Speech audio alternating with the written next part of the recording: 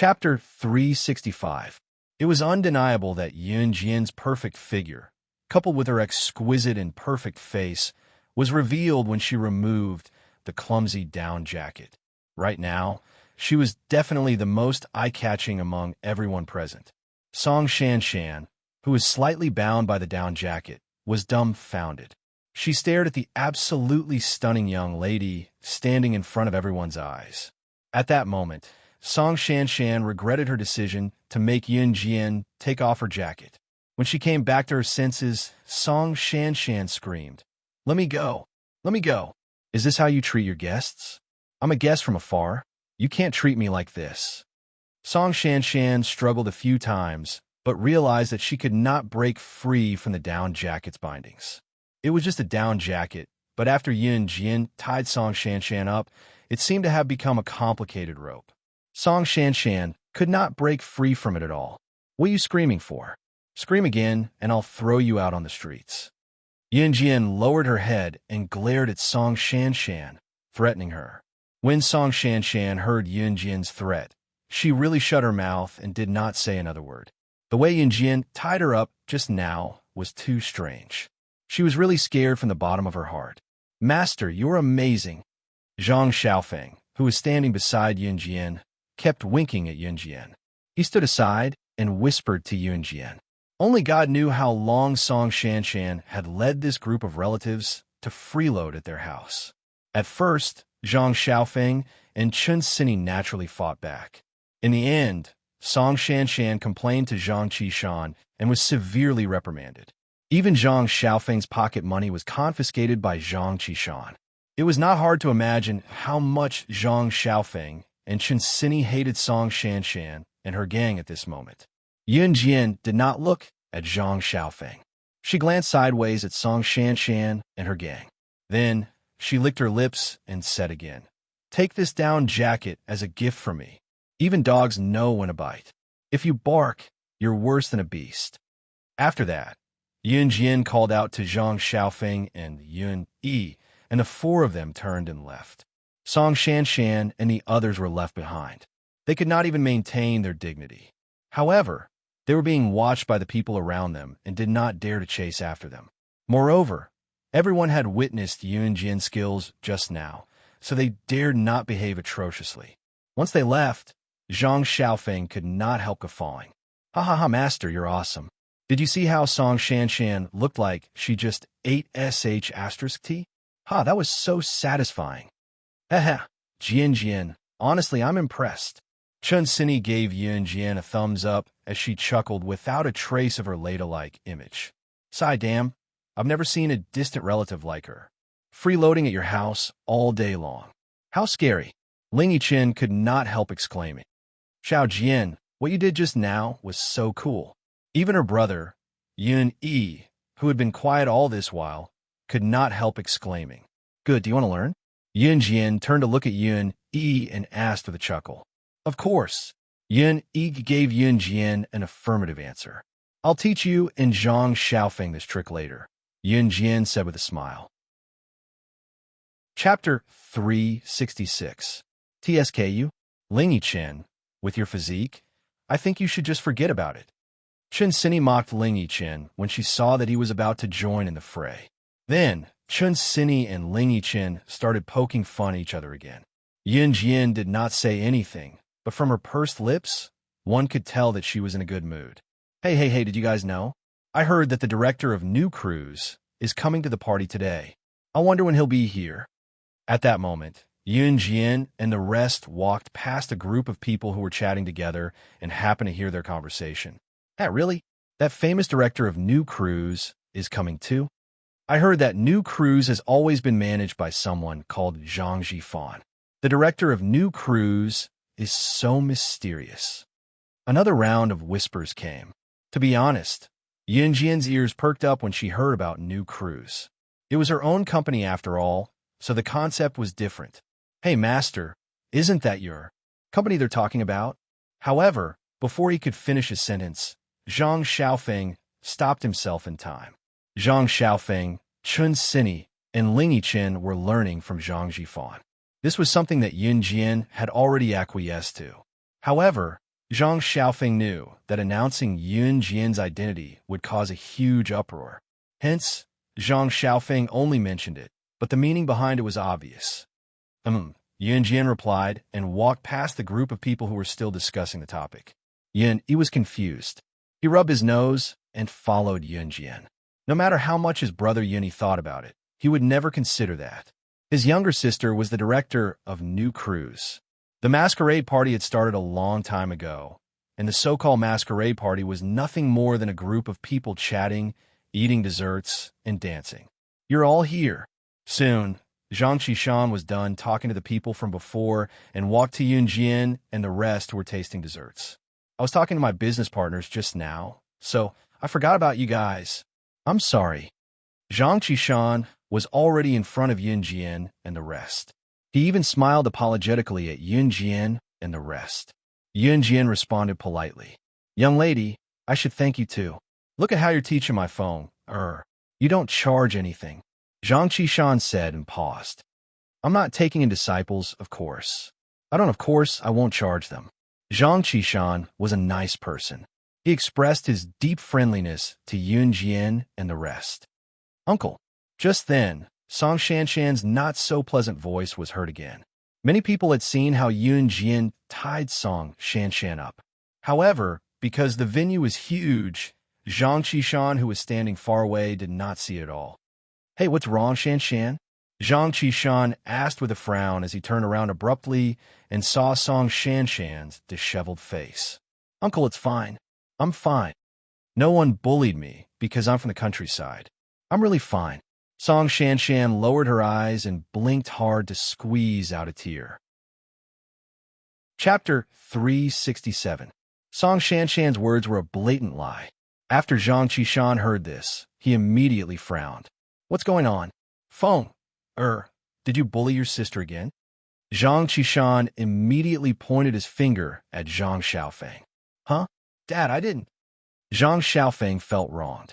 He turned to glare at Song Shanshan, feeling wronged. Uncle, he didn't. Brother Xiaofeng really didn't bully me.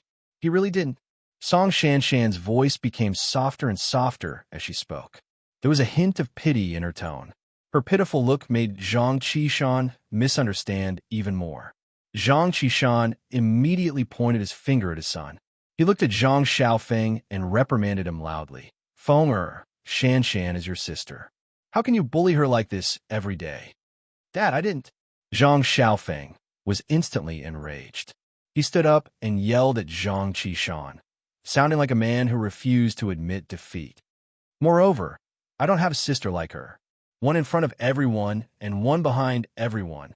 Zhang Xiaofeng could no longer hold it in and growled. Uncle, don't throw a tantrum at Brother Xiaofeng because of me. It's not good. Brother Xiaofeng will hate me even more.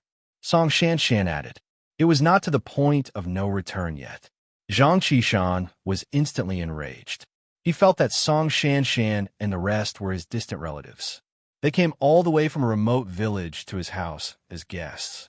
On the other hand, his son, Zhang Xiaofeng, kept showing an unwelcoming attitude.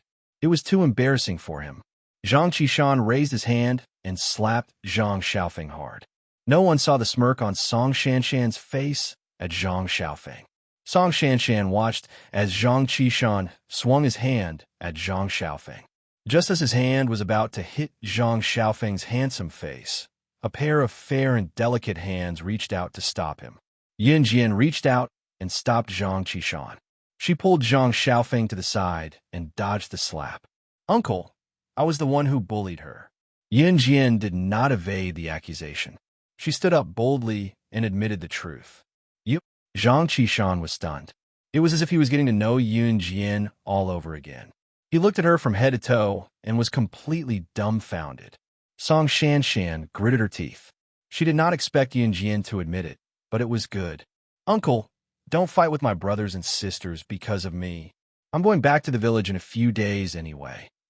Song Shanshan pretended that she was forced to go back to the village. Her demeanor made Zhang Xiaofeng and the rest shudder in disgust once more. Go, go, go.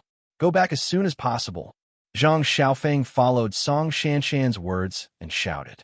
Song Shanshan naturally did not plan to go back. She just wanted to pretend to be pitiful in front of Zhang Qishan. Zhang Qishan would definitely ask her to stay in the end. Song Shanshan was right. When Zhang Qishan heard his son's unreasonable words, he immediately shouted at Zhang Xiaofeng, "Feng!" Chapter 368. But uncle, brother Xiaofeng, and the rest don't seem to welcome me here. Song Shanshan blinked, even sneering triumphantly at Yun Jian from an angle that Zhang Qishan could not see. That's not true. Zhang Qishan was completely fooled by Song Shanshan. He turned to look at his son, Zhang Xiaofeng, and ordered him, "Feng apologize to Shanshan right now." "Why should I, Dad? I didn't bully her. Master has already said it," Zhang Xiaofeng said innocently. He gritted his teeth hatefully, but he refused to give in. Yun Jian had already admitted that she bullied Song Shanshan, but Zhang Qishan could not order Yun Jian to apologize to Song Shanshan. Therefore, Zhang Qishan naturally wanted to take a step back and let his son, Zhang Xiaofeng, apologize on behalf of his master, Yun Jian. Shanshan was magnanimous. She would probably let it go, right? After all, from Zhang Qishan's point of view, Song Shanshan and the rest were all innocent children. These children were just like him when he was young in the countryside. Because their family was poor and had no money, they had to starve from a young age. Today, with Song Shanshan as the guest, Zhang Qishan felt that he had to treat them well. "I bullied her. I apologize," Yun Jian suddenly spoke up. Master?" Zhang Xiaofeng was dumbfounded. Chen Sini and Ling Yichen were stunned as well. For what they could see, Yun Jian had never apologized to anyone before. She was so domineering, yet she wanted to apologize to Song Shanshan on behalf of Zhang Xiaofeng. Song Shanshan was stunned too, but she was proud of herself. Zhang Qishan was stunned too. Yun Jian was his son's master, and Song Shanshan was his distant relative. Zhang Qishan was the one who felt the most embarrassed when the two of them quarreled. He wanted Zhang Xiaofeng to apologize to Song Shanshan because he did not want to embarrass Yun Jian. Secondly, he wanted to appease Song Shanshan.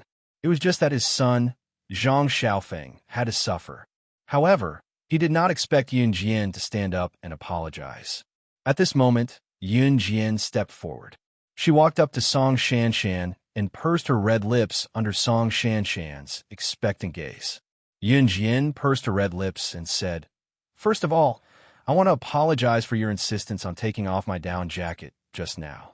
When I refused, you attacked me and took off my clothes." After Zhang Xiaofeng and the others heard Yun Jian's apology, they were all stunned. Huh, is Yun Jian apologizing?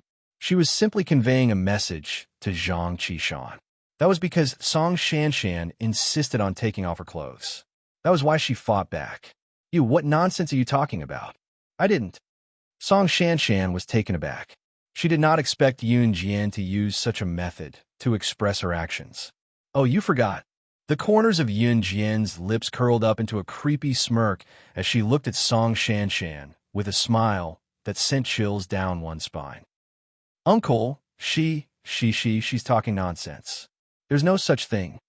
Song Shanshan panicked because her true self was exposed before Zhang Qishan's eyes. She quickly explained, "My master's down jacket is still in their hands. Song Shanshan was the one who took off my master's clothes and took it away." Zhang Xiaofeng had an idea. He saw someone standing behind Song Shanshan, still holding Yun Jian's down jacket. So he turned around and accused Song Shanshan. You're lying." Song Shanshan was really panicking now. She shouted at Zhang Xiaofeng again in fear. Chapter 369. This time, Song Shanshan was truly speechless as she pulled a long face. After Yun Jian had tied her up earlier and Song Shanshan had someone release her, she gritted her teeth and said she wanted revenge. Someone in Song Shanshan's group had picked up Yun Jian's down jacket and brought it along. After all, they came from the poor countryside. The person who brought the down jacket had food and clothing problems all year round. Seeing that Yun Jian did not want the down jacket anymore, she quickly took it with her. It was such a waste not to take such a good piece of clothing. Song Shanshan did not notice it either. After she was released, her mind was preoccupied with taking revenge on Yun Jian. so she hurried over with the group. She did not expect her carelessness to be used against her. I, Song Shanshan kept repeating the same word. She could not even finish the rest of her sentence. Zhang Qishan was also a farmer from the countryside, but after so many years in the business world, how could he not notice the change in Song Shanshan? Especially when Zhang Qishan saw Yun Jian for the first time. Yun Jian was wearing the down jacket. Now, the down jacket was in the hands of Song Shanshan and her people. What did this mean? Uncle. Song Shanshan was anxious to explain herself. However, Zhang Qishan stopped her. All right, don't say anything. I'll send all of you back to the countryside tomorrow. Zhang Qishan's attitude changed too quickly. In fact, Zhang Qishan had met many scheming people when he was working in Longmen City in his early years. There were even many who were two-faced.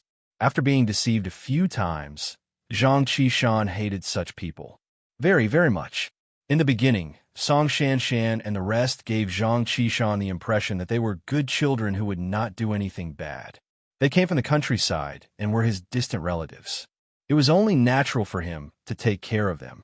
However, when Zhang Qishan found out about Song Shanshan's true colors just now, he did not expose her immediately. However, his impatient expression proved one thing. He did not want to see Song Shanshan and her group anymore. Moreover, Zhang Xiaofeng was his son. As a father, he would naturally side with his son. Uncle. Song Shanshan panicked when she saw that Zhang Qishan was serious. However, Zhang Qishan cut her off impatiently. That's enough. You've been playing here for days. Your parents will be worried. This statement meant that Zhang Qishan was determined to send Song Shanshan and the rest back. Song Shanshan's face darkened. Her hatred for Yun Jian and the rest grew. Just as Song Shanshan and the rest's faces darkened in fear, a middle-aged man quickly walked up to Zhang Qishan and asked, CEO Zhang, is the director of New Cruise here? Zhang Qishan was stunned. Only then did he realize that the director of New Cruise would be here today. Zhang Qishan stared blankly for a moment before shaking his head. Not yet. Actually, Zhang Qishan had no idea who the chairman of New Cruise was. This middle-aged white-collar man who came out of nowhere clearly had a favor to ask of New Cruise's director. His eyes darkened when he heard Zhang Qishan's question. Uncle, New Cruise? Is it the company that's been popular lately? Song Shanshan suddenly perked up and lifted her head to ask Zhang Qishan. Although Zhang Qishan was unhappy with Song Shanshan's scheming earlier, he would not ignore her. Hence, he nodded. Then, is the director of New Cruise a man or a woman? Song Shanshan asked again. Yun Jian, who was standing not too far away, was surprised by Song Shanshan's question. However, Yun Jian could see Song Shanshan's intention from her gaze. Chapter 370. Anyone with a discerning eye could tell what Song Shanshan's motive was just by looking at her eyes. Especially since Song Shanshan was from the countryside. Someone from the countryside like her who had been living the life of a rich person for a few days after coming here would definitely feel indignant about being sent back to the countryside all of a sudden. Well, I'm not too sure myself. But Shanshan, why are you asking about this?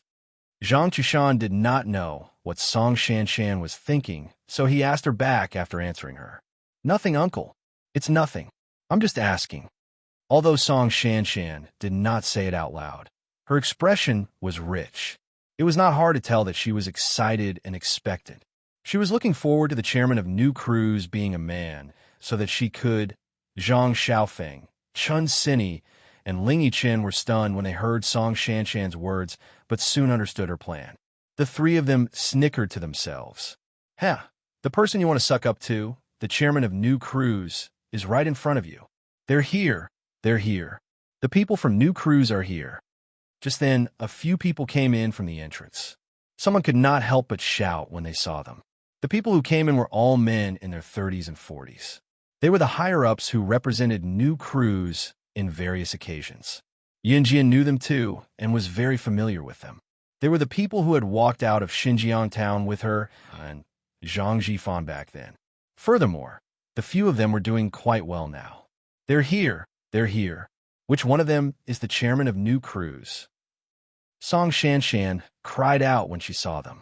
She could not help but roar in her heart. Who was the chairman of New Cruise? If it was one of these men, then she would definitely have to suck up to them. At least she would never go back to a destitute place like the countryside again. She, Song Shanshan, did not want to go back to the countryside. That was the only way she could think of. The appearance of these men made Zhang Qishan take a few more glances. He had heard of New Cruise before, and among these men, there was a high chance that one of them was the famous chairman of New Cruise. Therefore, Zhang Qishan was also a little excited. The men scanned the place before making their way to where Yunjian was. Song Shanshan almost screamed when she saw this. Oh my God, they couldn't have walked over because they saw me, right? He stood beside Yunjian. He only frowned slightly as he watched the group of people walking towards them. However, he didn't find anything strange. It was only when the men came to Zhang Qishan and, under his surprised gaze, walked around him to Yunjian behind him and bowed 90 degrees to Yunjian, greeting her in unison. Sister Jian. Sister Jian what? What? These higher-ups of New Cruise were addressing Yunjian as Sister Jian. It meant Song Shanshan's smile instantly froze on the spot. She was completely dumbfounded. Zhang Qishan was also stunned. As for Yun, who stood beside Yunjian, his eyelids tightened. Zhang Xiaofeng, on the other hand, went over with a chuckle and put his arm around one of the men's shoulders to chat. Old He Gu, you're only here now. The man who was called Old He Gu was a gangster who left Xinjiang town with Yunjian back then. Zhang Xiaofeng and his brothers were now working under Zhang Zhifan in New Cruise, so they were familiar with the people there. Zhang Qishan was even more surprised when he saw how familiar his son was with the people in New Cruise. Yun Yi's shock could not be described as astonishment. Looking at Yunjian, he asked after a beat, Xiao Jian, is New Cruise your company? Yun Yi was smart enough to connect the dots. His younger sister's change and the rise of New Cruise seemed to have started at the same time. As for him asking Yunjian with a questioning tone, it was only to get a definite answer. Chapter 371. Once Yun Yi said that, the people around them looked at Yunjian inquisitively. What Yun Yi asked was what everyone was thinking. Since these middle-aged men were New Cruise's higher-ups, it was safe to say that other than Zhang Zhifan or one of New Cruise's directors, they would not respect anyone else. What did it mean when they went to Yunjian and called her Sister Jian? What did you say? She's New Cruise's director? Song Shanshan shrieked before Yunjian could answer Yun Yi. New Cruise's director was a woman? It was Yunjian who she had argued with before. Song Shanshan dared not accept the truth. Is there a problem? Yunjian raised a brow and tilted her head to glare at Song Shanshan with a faint smile before looking at Yun Yi and telling him the truth in a firm voice. Yes, go. I founded New Cruise. Yunjian's flat and monotonous words sent chills down everyone's spines. Hearing about it was far from being as vivid as seeing it with one's own ears. For a moment, other than Zhang Xiaofeng, Bro He, and the higher-ups of New Cruise, everyone who heard the commotion, including Yun Yi, were frozen in their last action as they stood dumbly where they were. New Cruise, what kind of company was that? Its rise was when the auto show officially kicked off. Until now, it was probably less than 2 months old, and it had already taken the country by storm. It had even become a national model pioneer in the automobile marketing industry. Even some of the international business tycoons would have to nod their heads in awe at such results. The director of such a company, the founder of New Cruise, was a young girl who was not even 18 yet. Yun Yi opened his mouth, but he was so shocked that he could not utter a single word. Was this really his younger sister, Yunjian? When Yunjian saw the astonishment on her brother's handsome face when he looked at her, she pressed her lips together and continued to explain, I didn't tell you before because I was afraid that you wouldn't agree to me starting the company. Of course, he would not agree. If Yun Yi had known that Yunjian wanted to start a company from the start, he would never have let her go down this path. After all, starting a company was a risk that could come at any time.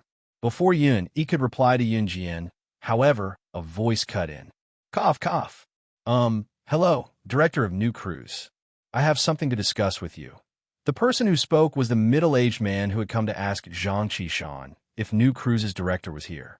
However, before the middle-aged man could finish, Yun Jian cut him off. You don't have to talk to me about it.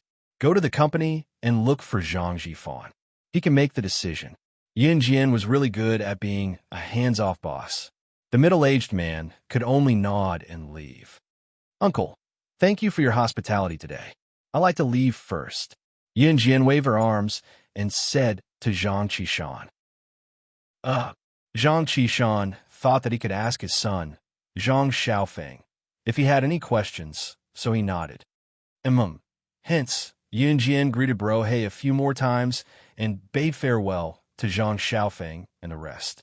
She then turned to Yun Yi and said, Go, let's talk outside. From start to finish, the overbearing Song Shanshan had been completely ignored. Chapter 372. Yun Yi stood beside Yun Jian. His tall frame was a stark contrast to Yun Jian's petite frame. He tilted his head to look at his younger sister, his brows furrowed so tightly that they could squash a fly. Just as they stepped out of the heated venue, the winter breeze blew.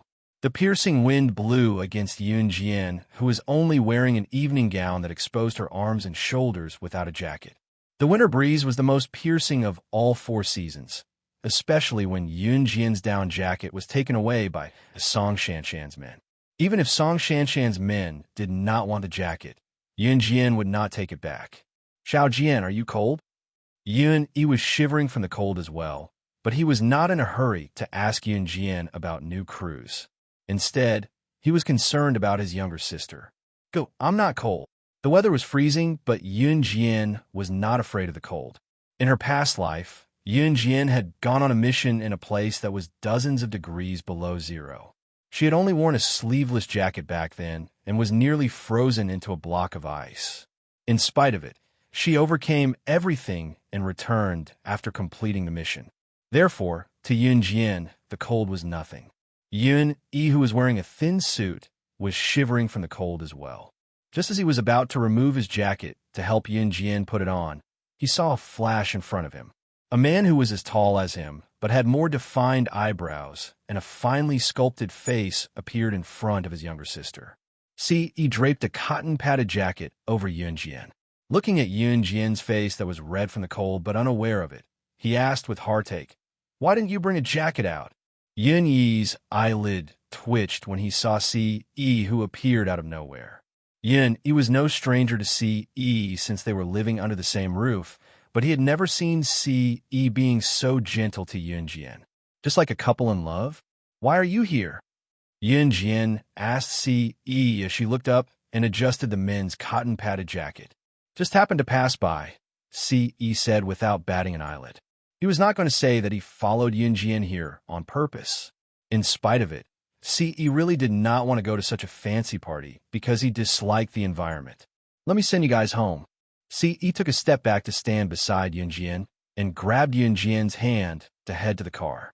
Wait, Yun Yi shouted. What are you guys doing? Yun Yi asked with furrowed brows when he saw Yi grabbing Yun Jian's hand. Yun Jian was stunned. She did not expect Yi to grab her hand in front of her brother. She quickly pulled her hand back. Yi was not in a hurry to grab Yun Jian's hand. He raised his brows and the street lights shone on him, adding a hint of masculinity to his perfect figure. As you can see, Yi said with a smirk, spreading his arms at Yun Yi in an irritating manner. Yun Yi's eyes widened. He did not expect Yi to take advantage of the little sister he had been protecting since young. When did this happen? Why didn't he know about it? Chapter 373. The moment Yun Jian looked down, Yun Yi was already grabbing Yi's collar. Startled, she said quickly, Go, he didn't. Xiao Jian, tell me the truth. Did he bully you? If he did, I won't go easy on him. Yun Yi was enraged as his grip on Yi's collar tightened. Yi, on the other hand, did not look like he was going to fight Yun Yi at all. Yun Jian knew that if Yi wanted to fight, Yun Yi would not even be able to touch his collar. He really didn't. I was willing to do it. Yun Jian shook her head at Yun Yi. To put Yin Yi's mind at ease, she continued, "Go, I'm so good. How can I be bullied?" Yun Jian sounded a little guilty. She was good, but she really could not do anything to Yi. Once he thought about it and realized that his younger sister was indeed skilled and did not look like she would be bullied, he let it go and looked down, calming down instantly. Yi was only slightly taller than Yun Yi, so Yun Yi released his grip at once after hearing Yun Jian's explanation. "When did you guys start?" Yun Yi had the right to ask when his younger sister, whom he had been protecting since young, was snatched away. "Not too long ago," Yun Jian answered Yun Yi like an obedient younger sister. Yun Jian felt warm inside. She was no longer alone. It felt good to have family protecting her. "I'm telling you, no matter who you are, even if you're God or the Jade Emperor, don't let me find out that you're bullying my younger sister. Otherwise, I'll kill you even if I have to die." Yun Yi suddenly turned to look at Yi and warned sternly, "If I bully her, you don't have to do anything. I'll be damned." Yi said sincerely. Yun Jian was probably the only person in the world who could make Yi swear and curse him like that. Yun Yi withdrew his aggressive attitude and chuckled before turning to look at Yi with a sly grin. "If it's you, I won't have to worry about Xiao Jian's future." "Huh?" As he spoke, Yun Yi laughed heartily and led the way. What did he mean? Yun Jian mulled over her brother's words before she blushed. Could it be that her brother had seen Yi's character from the start? "Xiao Jian, brother-in-law, why are you still standing there? Where's the car? Hurry, I'm numb from the cold." Yun Yi, who had walked some distance away, suddenly realized that she did not know where to go, so she turned to call out to her brother. Hearing Yun Yi calling Yi brother-in-law, Yun Jian blushed again. "Let's go." Yi pressed his lips into a smirk and grabbed Yun Jian's hand with one hand to lead the way. Leading Yun Jian and Yun Yi, he came to an eye-catching Rolls-Royce sedan not far away. "Let's go." Yi tilted his head and told them. He arranged for Yun Jian and Yun Yi to sit in the back seat while he sat in the front passenger seat. Yi did not drive his Lamborghini here. The person who drove the Rolls-Royce was Adam, who had settled down here. "Drive," Yi told Adam after they got into the car. "Yes." Adam nodded, but he still saw Yun Jian's men's jacket in the back seat through the rearview mirror. This cotton-padded jacket was a rare birthday gift from Shuang, and he hadn't even had the chance to wear it once. Chapter 374. The aggrieved Adam drove the group home with a dark expression. On the way, Yun Jian told Yun Yi as much as she could about the fact that she was New Cruise's director. She did not hold anything back from the beginning. However, she kept one thing to herself, which was that the funds she used to start New Cruise were all from a bank loan. It was not that Yun Yi did not believe her. Instead, he was convinced and accepted Yun Jian's identity. Everything seemed to have returned to normal. Yun Jian spent her days in school, the military training camp, Falcon Hall's headquarters, home, and other places. Her days were quite comfortable. At the same time, Yun Jian was planning to make a trip back to Kosha Mercenaries HQ. She had thought of the plan a long time ago, but had not had the time to put it into practice. Yun Jian planned to make a trip back to Kosha Mercenaries HQ during the winter break after the final exams. 3 weeks passed very quickly, and the final exam came as scheduled. After 2 days of exams, all the students were disoriented. Yun Jian was the only one who was still in good condition. "Wow, Jian, I'm finally free. I'm about to vomit blood after 2 days of exam papers. I still have to listen to the principal's speech later. Just thinking about it makes me dizzy, but I can finally have a break. Huh, you have no idea how long I've been waiting for this day." Chun Sinny's chatterbox voice rang in Yun Jian's ears again. It had been a long time since she heard Chun Sinny's sarcasm, but Yun Jian was not annoyed at all today. Qingyu had gone back to her hometown recently, so she did not come for the exams. Qingyu's parents were still alive. She was already 10 years old when she was abducted into the organization. 10 years old was enough for her to remember things. Qingyu did not stay long in the organization before she was picked by Snake Lizard to play with poison.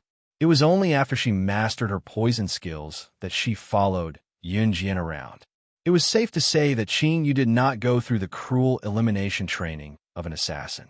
Since her parents were still alive, it was only natural for her to visit them once in a while. Hey, Jian, are you listening to me? Chen Sini saw that Jian was looking away. She didn't know what she was thinking, so she waved her hand and asked, I'm listening. Jian narrowed her eyes and replied to Chen Sini. Chen Sini started chatting again. Winter vacation was coming. Normally, the students would pack their bags and go home after finishing their exams and listening to the principal's winter vacation speech. She didn't need to go to school anymore. As for the final results, Longman No. 1 High School had the habit of sending every student's report card to their home in the form of a letter. This way, every student's parents would receive a report card. This was also a good idea, because in this way, some students who did not do well in school but were afraid of being scolded by their parents would study hard. After Jian finished packing her bag, she saw Qin Yu when she was leaving the classroom. Qin Yu had applied for half a day's leave today. Jian was a student living in school, so Qin Yu was here to pack Jian's bed and things to bring home. Just as Qin Yu was packing Jian's bed and things, Jian's phone that had been silent for a long time vibrated all of a sudden. She glanced at Qin Yu and walked out of the dorm to take out her phone to read the latest message. It was an urgent notice from Good Jian. Chapter 375. Good Jian usually did not send text messages. Therefore, under such circumstances, for Good Jian to send a text message, it must be something very important. Jian turned off her phone and went back to the dorm to see Qin Yu packing everything on her bed into a woven bag. Qin Yu was struggling to walk out with the bag in her hands. Mom, let me do it. Jian went over and snatched the bag from Qin Yu. Xiao Jian, Mom can carry it. Qin Yu called out when she saw Jian snatching the bag from her. I'll do it. Jian grinned and said to Qin Yu before heading out with the bag in one hand. Mom will carry your bag then. Otherwise, give it back to me. Qin Yu went over to take the bag from Jian's shoulder and insisted on carrying it. The bag was light, and Jian did not force it. The bag she was carrying was heavy, but it was nothing to her. In comparison, Jian was most satisfied with the motherly love she had now. After bringing everything home, Jian hurriedly told Qin Yu that there was an emergency in the military before she headed out. Qin Yu did not object to Jian's status as a member of the Advanced Special Forces, but she wanted Jian to put her safety first. This was the most basic request a mother had for her child. Xiao Jian, bring this pancake with you. You can have it on the way. It's dinner time now, you can't go hungry. Qin Yu caught up to Jian when she saw her leaving in a hurry and stuffed the pancake she had baked into Jian's hand. Thank you, Mom. Jian stuck out her tongue and smiled. Silly child, what are you thanking me for? We're family, so there's no need to be so formal. Qin Yu replied with a smile. Jian nodded and left with a smile. After leaving the house, she went to the parking lot not far from Falcon Hall's headquarters. Her Ferrari sports car had always been parked here. Jian got into the Ferrari sports car. She sped up, and the car sped off like a bolt of lightning. Soon, they drove past the streets. In the military training camp, Chu Ning, Chu Xiangnan, and the others were already standing in a row. Jian sped to the outside of the military training camp. She ran inside and stood in line. If one took a closer look, they would see traces of the pancake on the corner of Jian's mouth. At this moment, other than Jian, Chu Ning, and the rest, there are also many veterans from the Special Forces standing at the side. Some were even official members of the Advanced Special Forces. Good Jian stood at the front of the group. His brows were tightly furrowed as he stared at the crowd. Is everyone here? Everyone, report your numbers. Good Jian shouted. Then, the group reported their numbers. After Good Jian verified the number of people, he cut to the chase. The mission this time is very urgent. That's why I suddenly called all of you to the military. Good Jian frowned and said with a serious expression. Then, he continued, this morning, a priceless antique was stolen from the Zhe Province Museum. The thief is an internationally renowned thief who is skilled in martial arts. This antique is our Z country's national treasure, If it's stolen, it's not just the treasure that's lost, but also the dignity of the Z country. That's why I called all of you here today to get this item back. Chapter 376. Gu Yunjian's words were masculine and righteous, coupled with the heroic bearing of a soldier. Even though Gu Junjian was already middle-aged, it did not change his identity as the leader of the advanced special forces. His words made everyone present feel a deep sense of oppression, except for Yunjian. Report, is the mission going to be carried out immediately? Leader Lu Shiyun asked. Gu Junjian glanced over and nodded. That's right. I'll be sending 3 teams to Country A to retrieve the stolen antiques. 3 teams meant that there were members from 3 teams. Usually, a team was made up of 7 to 8 people. Yunjian's team of 7 was considered one team. Sending 3 teams to carry out the mission showed that Gu Junjian really valued this mission. After Gu Junjian finished speaking, he pointed at the members of the other 2 teams. The 2 groups he was referring to were all advanced special forces soldiers and veterans. Their abilities were the pioneers among the advanced special forces, and they were the cream of the crop. When Gu Junjian pointed at them, it meant that those 2 teams had been included in the 3 teams heading to Country A for the mission. Finally, Gu Yunjian's hand stopped at Yunjian's team. Then, Gu Junjian said to Yunjian's team of 7, get ready. We'll depart to Country A in 30 minutes. I'll inform your family members one by one. Also, there are 7 people in your team. You've only given yourselves code names. Now, think of a name for your team. Tell me in 30 minutes. Now, go equip your weapons. This time, Gu Junjian wanted Yunjian's team of 7 to be fully armed. The mission this time was far more difficult than the previous one. The reason why Gu Junjian did not send veterans was that Yunjian's team of 7 had completed the mission in a shocking amount of time. This mission should not have been assigned to Yunjian's team of 7 rookies, but it was still assigned to them. This showed how much Gu Junjian valued Yunjian's team of 7. Yunjian and the others enter the weapons room. This time, they weren't only allowed to choose one weapon. They were fully equipped, official special forces equipment. After equipping the equipment, they were no stranger to it. After the previous mission ended, Gu Junjian had increased the difficulty of the mission. Everything was done according to the standard of the advanced special forces. This was both an honor and torture. These days, other than Yunjian, everyone else was exhausted. But all in all, now is the time to check the results. Hey, let's quickly discuss. What should we name our team? How about my code name, Thunderbolt Squad? Chu Xiangnan laughed heartily as he spoke. Bah, that's so unpleasant to hear. Absolutely not. Chu Ning refuted Chu Xiangnan. Let the captain take it, Fong Xiaoran suddenly said. Me? I can't do it. Why don't you think about it, Yunjian? Lu Shiyun hurriedly waved his hands. He kicked the ball of thinking of a team name to Yunjian. Kings. Yunjian narrowed her eyes and said, What? The others were stunned. Team Monarch. I, the unique and unique. Yunjian brushed away the hair that was covering her eyebrows and said, That's a good name. Chu Ning suddenly laughed and clapped her hands. She was the first to agree.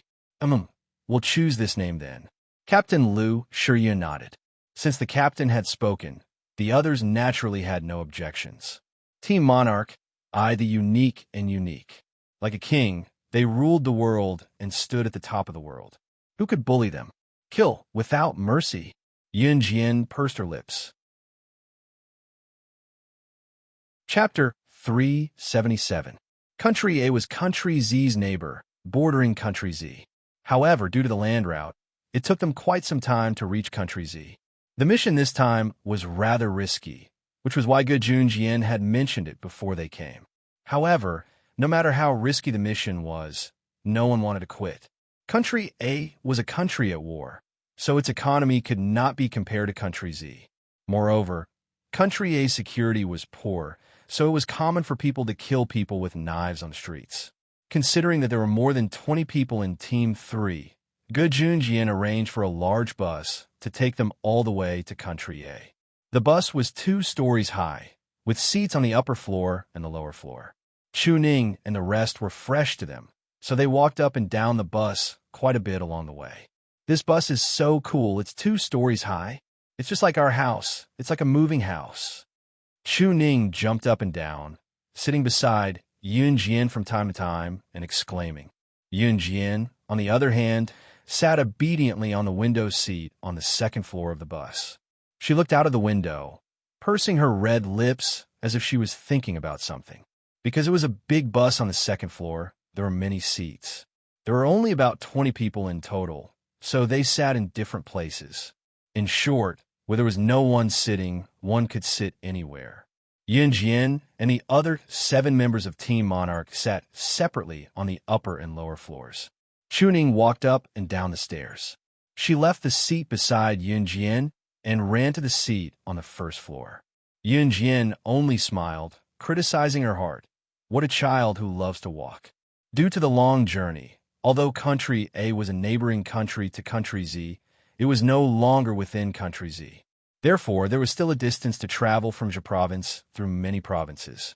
Many of them had already closed their eyes to rest. After all, it was another test of life and death in Country A. Every mission had its risks. Yun Jian closed her eyes and rested for a while. Yun Jian had just closed her eyes for less than 15 minutes when a loud noise came from the 1st floor of the bus. Yun Jian frowned and opened her beautiful eyes. However, she heard a thunderous roar from the 1st floor of the bus. F***, what are you so proud of? Aren't you newbies who just joined the army? What can you do? Yun Jian had just heard that when footsteps came from the stairs leading to the 2nd floor. It was Chu Ning who rushed up to Yun Jian and told her anxiously, Yun Jian, go take a look. Chu Xiangnan is arguing with the other teams. The other teams were naturally the other 2 teams apart from Team Monarch. Yun Jian, naturally, she could not pretend that nothing had happened. She stood up and followed Chu Ning from the 2nd floor to the 1st floor. The 1st floor was already in an uproar. In front of Chu Xiangnan, a man in his 20s or 30s was being held back by his companions. He was yelling at Chu Xiangnan, "You're just a bunch of newbies who just joined the team. Do you really think you're so important? Didn't you just complete a mission once?" The man's tone was not to be underestimated. The man had a rough appearance. Yun Jian could tell at a glance that the man who was yelling at Chu Xiangnan was a member of the other team. Chapter 378. Xiao Weiming was a member of another team called Champ Squad. At the same time, he was already 29 years old, nearing his 30s. Even though he was not particularly old, he had been in the Special Forces for quite a number of years. He had carried out quite a number of boss missions, but he had never been promoted. Xiao Weiming and Chu Xiangnan were at each other's throats, but Xiao Weiming's emotions were more intense than Chu Xiangnan's. If not for Xiao Weiming's teammates holding him back, he would probably have started fighting with Chu Xiangnan. You call this rookies? What right do you have to say that? Chu Xiangnan's voice sounded a little high-pitched. Unlike his usual cheeky self, Chu Xiangnan seemed to be defending his sovereignty as he retorted fearlessly at Xiao Weiming. Are all the rookies nowadays as arrogant as Team Monarch? Do you think you can ride all over us old team members just because you've completed an outstanding mission? Let me tell you, Brad, when we were majestic, you were still drinking milk in your mother's arms. Xiao Weiming raised his head and shouted at Chu Xiangnan, refusing to back down. What's going on? What's going on? Yun Jian had just gone down to the 1st floor when she saw Chu Xiangnan and Xiao Weiming shouting at each other. Before she could say anything, a strong voice came from behind her. A middle-aged man in his late 40s followed Yun Jian down the stairs from the 2nd floor and spoke sternly. This stern and righteous middle-aged man was the captain of Champ Squad, Yu Fengsheng. Once Yu Fengsheng appeared, he had a strong presence. As soon as he spoke, Xiao Weiming, a member of Champ Squad under Yu Fengsheng, immediately settled down. Captain, this group of rookies is really cocky. They were bragging about their abilities just now. I just didn't like them and said a few words, and they yelled at me. Xiao Weiming complained to Yu Fengsheng. Yu Fengsheng was already in his 40s. He believed that he had plenty of experience, so when he swept his gaze over the crowd, he had a condescending attitude. Yu Fengsheng didn't look at Xiao Weiming. Instead, he looked at Chu Xiangnan and raised his voice. "Where's your captain? Tell him to come out and talk to me." Yunjian was standing beside Yu Fengcheng. She glanced at Yu Fengcheng from the corner of her eyes, and there was a hint of color in her eyes. But Yunjian didn't say anything. "I'm the captain." Lu Shiyun pushed aside the crowd and walked out. "I don't care what your team members think, but when we're out on a mission, we must prioritize teamwork. You're all new recruits, so we veterans will give you some leeway in certain aspects. After all, you're still young and full of vigor," Yu Fengcheng said without any hesitation. Yu Fengcheng paused for a moment before continuing to speak to Lu Shiyun. In fact, his words were meant for all Team Monarch members. "Young man, don't be complacent just because you've achieved something. There's always someone better than you. Don't forget that there's always someone better than you out there." With these few sentences, Yu Fengcheng's meaning was very clear. He had obviously heard about the mission Yun Jian's team of 7 went on previously. Back then, Yun Jian's team of 7 carried out a very difficult mission, but they completed it in less than half a day. News of that had already spread among the special forces.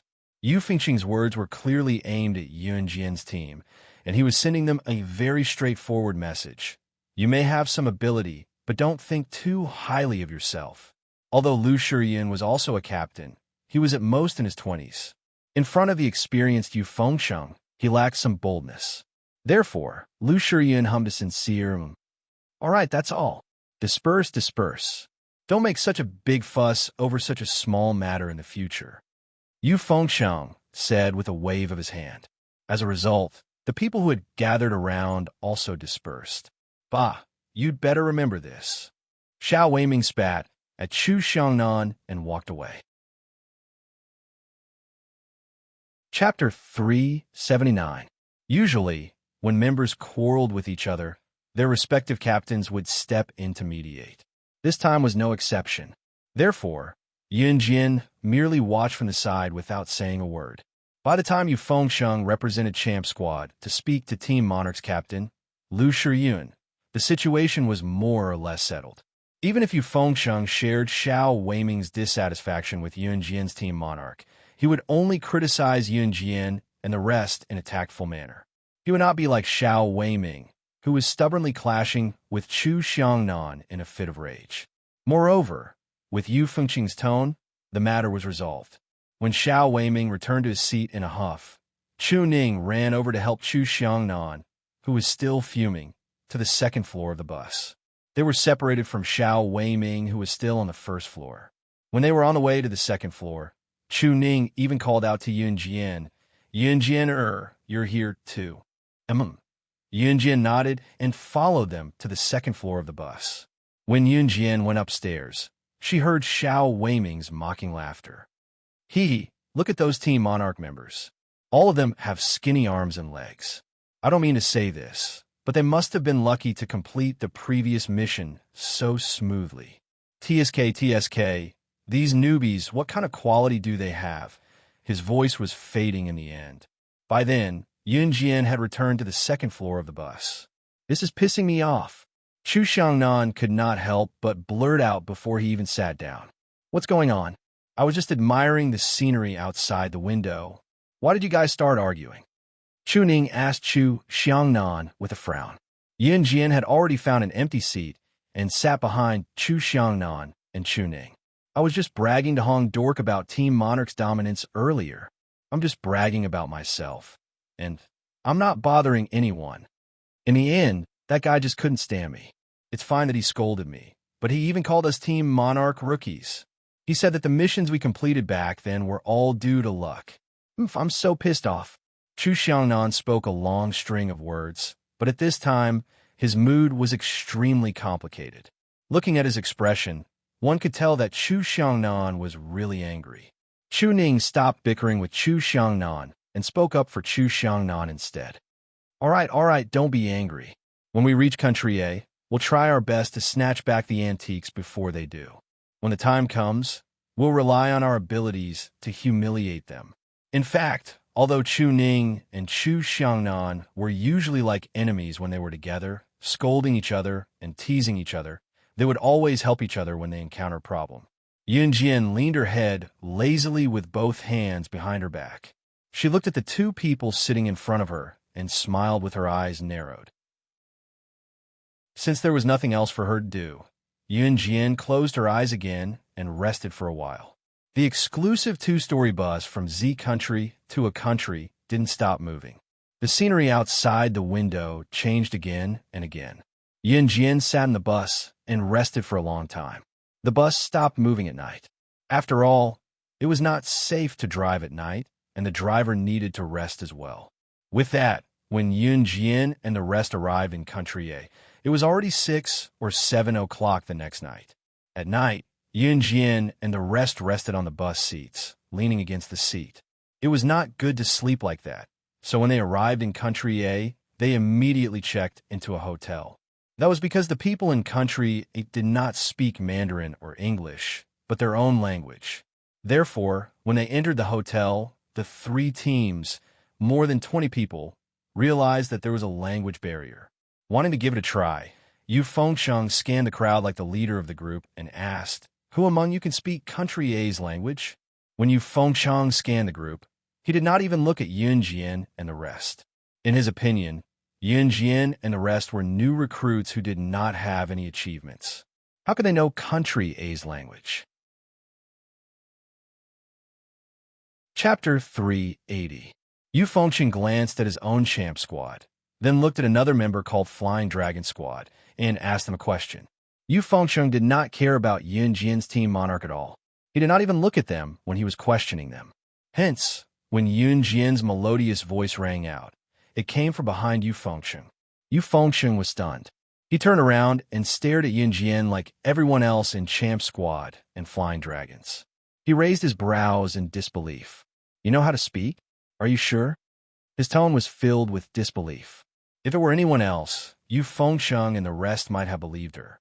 However, Yunjian was the youngest among them. Could she really learn Country A's language at such a young age? Country A didn't speak English. Yunjian did not care about the disbelief in Yu Fengsheng and the rest's eyes. She walked to the front desk of the hotel and knocked on the table with her fingertips. Then, she looked at the Country A lady at the front desk and spoke in a language that was almost the same as a Country A person's. "Hello, beautiful lady. We have a total of 21 people. Please give us 7 rooms." Yunjian and the rest had a total of 21 people. 7 rooms would be just right for 3 people each. Yunjian, Chu Ning, and Jiang Weiwei were all girls. Hence, they could share a room.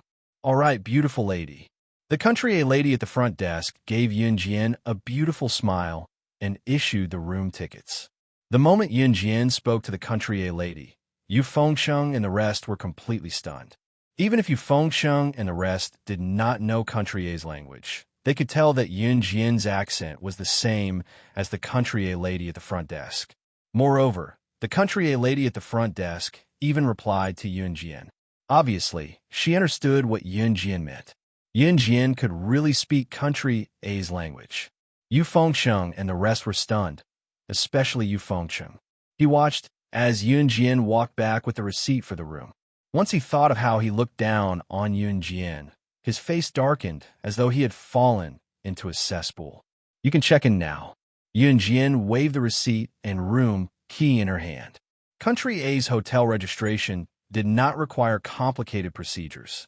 Moreover, Country A's security was not comprehensive.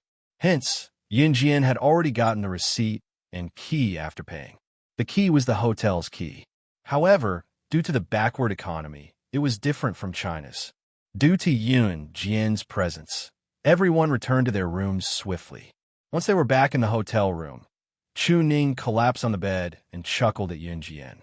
"Haha, Yunjian, you're really something?" Just how ugly was the expression of the leader of the Champ Squad just now? "Humph. Serve them right for looking down on us." Chu Ning and Chu Xiangnan were used to having their emotions written all over their faces. Yunjian only smiled faintly. "Knock, knock, knock." Just then, there was a knock on the door. "I'll go open the door." Jiang Weiwei had just put down her luggage when Chu Ning jumped up from the bed and ran to open the door barefooted. The door opened. The person standing outside was none other than the captain, Lu Shiyun. "Pack up. We'll gather in the lobby on the first floor. The three of us will discuss the plan together. Lu Shiyun was here to inform them. Okay, got it. Chuning gestured at Lu Shiyun. Yunjian walked around the room. She did not take off her shoes. Hearing Lu Shiyun's words, she immediately followed him out. The lobby on the first floor was a place that this relatively high-end hotel provided for travelers to relax and chat. By the time Yunjian, Chu Ning, and Jiang Weiwei went downstairs, Yu Fengsheng and the rest were already standing in the lobby. Fisk, women are so troublesome. Xiao Weiming felt that the matter was not big enough, so he shouted loudly. Chapter 381. Xiao Weiming's provocative words had no effect on Yunjian. At the same time, Chu Xiangnan, Chu Ning, and the rest automatically blocked Xiao Weiming's words and ignored him. Xiao Weiming was directly ignored. He snorted, and in the end, he did not make a sound. All right, everyone quiet down. Yu Fengsheng acted as the leader of the three squads again. He slapped the coffee table in front of him and shouted. The moment Yu Fengsheng spoke, everyone quieted down. All three squads are here for the same mission, so we have to work together. Moreover, the target of this mission is the internationally renowned thief. Yu Fengsheng expressed his opinion. So you're saying that all three squads have to work together? Someone asked. Yu Fengsheng continued to express his opinion, and what he said seemed to make sense. Yes, all three squads will work together to catch that thief and get the item back. So during this period, I hope that all three squads can work together without any disputes and work together to complete the mission. That was Yu Fengsheng's opinion. What's more, Yu Fengsheng's words were reasonable. Even he was impressed by himself. Lu Shiyun frowned and didn't say anything. I don't agree. Just as the group of people were almost done with their discussion, a clear female voice rang out again, interrupting everyone. Yu Fengsheng's eyebrows twitched when he heard the voice. He turned to look for the source of the voice and saw Yunjian standing in the same spot. She pursed her red lips and looked at everyone's gazes gradually falling on her.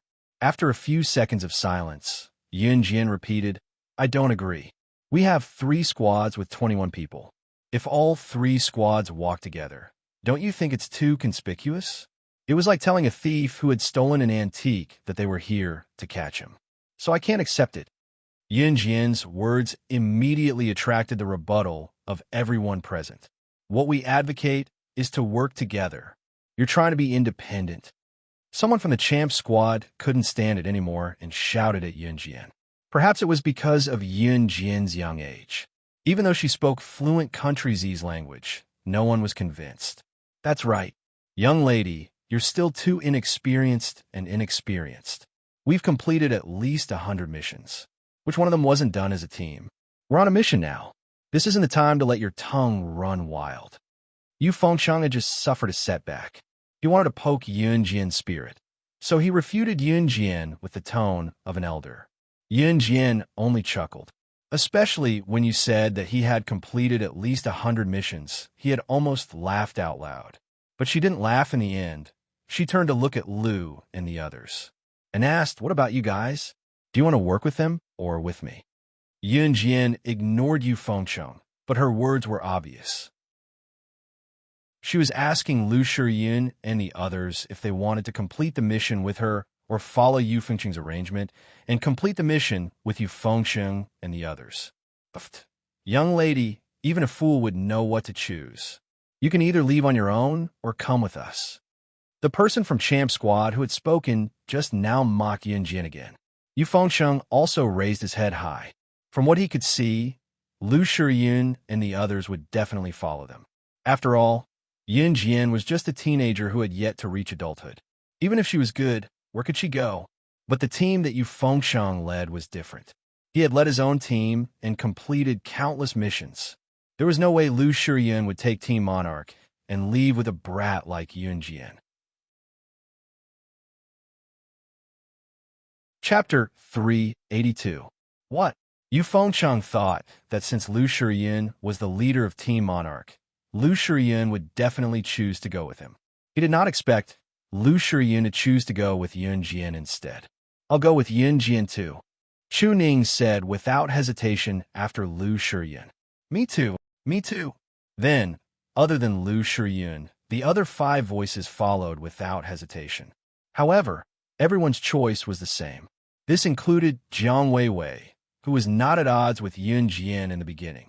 She had chosen Yun Jian's side with a determined voice. You? You? Yu Fengsheng was so angry that his hands trembled. He swallowed hard and looked at Yun Jian and the rest. Finally, he said, "Fine, you guys.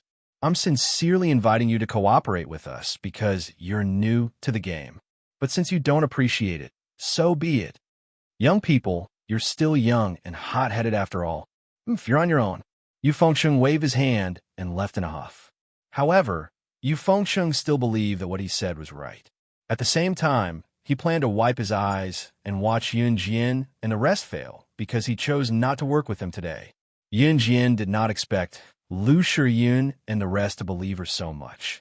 She only smiled and looked at them without saying a word. However, everything was wrapped up in her words. Once Yu Fengsheng left, the 2 teams split up. However, it was certain that Yu Fengsheng had convinced Flying Dragon Squad. The current situation was that Champ Squad and Flying Dragon Squad had started working together. After rejecting Yu Fengsheng's invitation, Yun Jian, Chu Ning, and Jiang Weiwei gathered in Lu Shiyun's room at night. The 7 of them began to discuss the plan. Coincidentally, while they were discussing the plan, Yun Jian received a message from Good Yun Jian. The message on the phone was very simple, but it was a very useful message because there was a clue written on it. The thief who stole the antique was last seen at Tianyi Canyon in Country A's F City. The Tianyi Canyon was a famous scenic spot in Country A. In the canyon, there were dozens of kilometers of land. Looking from afar, other than large rocks, there was not a single blade of grass. Moreover, the canyon was uneven, winding, and steep. F***CK. Why would the thief go to such a place after stealing the antique? After reading the message, Chu Xiangnan could not help cursing under his breath. Probably because he has nothing better to do. Ha! Chu Ning laughed. Tianyi Canyon. Yun stood up and looked at the group. It will take 2 hours. We'll leave tomorrow morning. We'll rest and rest. We'll sleep from now on. We'll wake up at 4 tomorrow morning. Yun stood up, looked at the group, and spoke. 4 o'clock. Oh my God. Chu Xiangnan complained. We sleep. Yun Jian and the other 2 returned to their rooms. Yun Jian could sleep at any time, and Jiang Weiwei could adjust her sleeping time.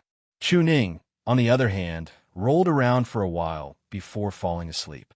The next morning, there was no light at all.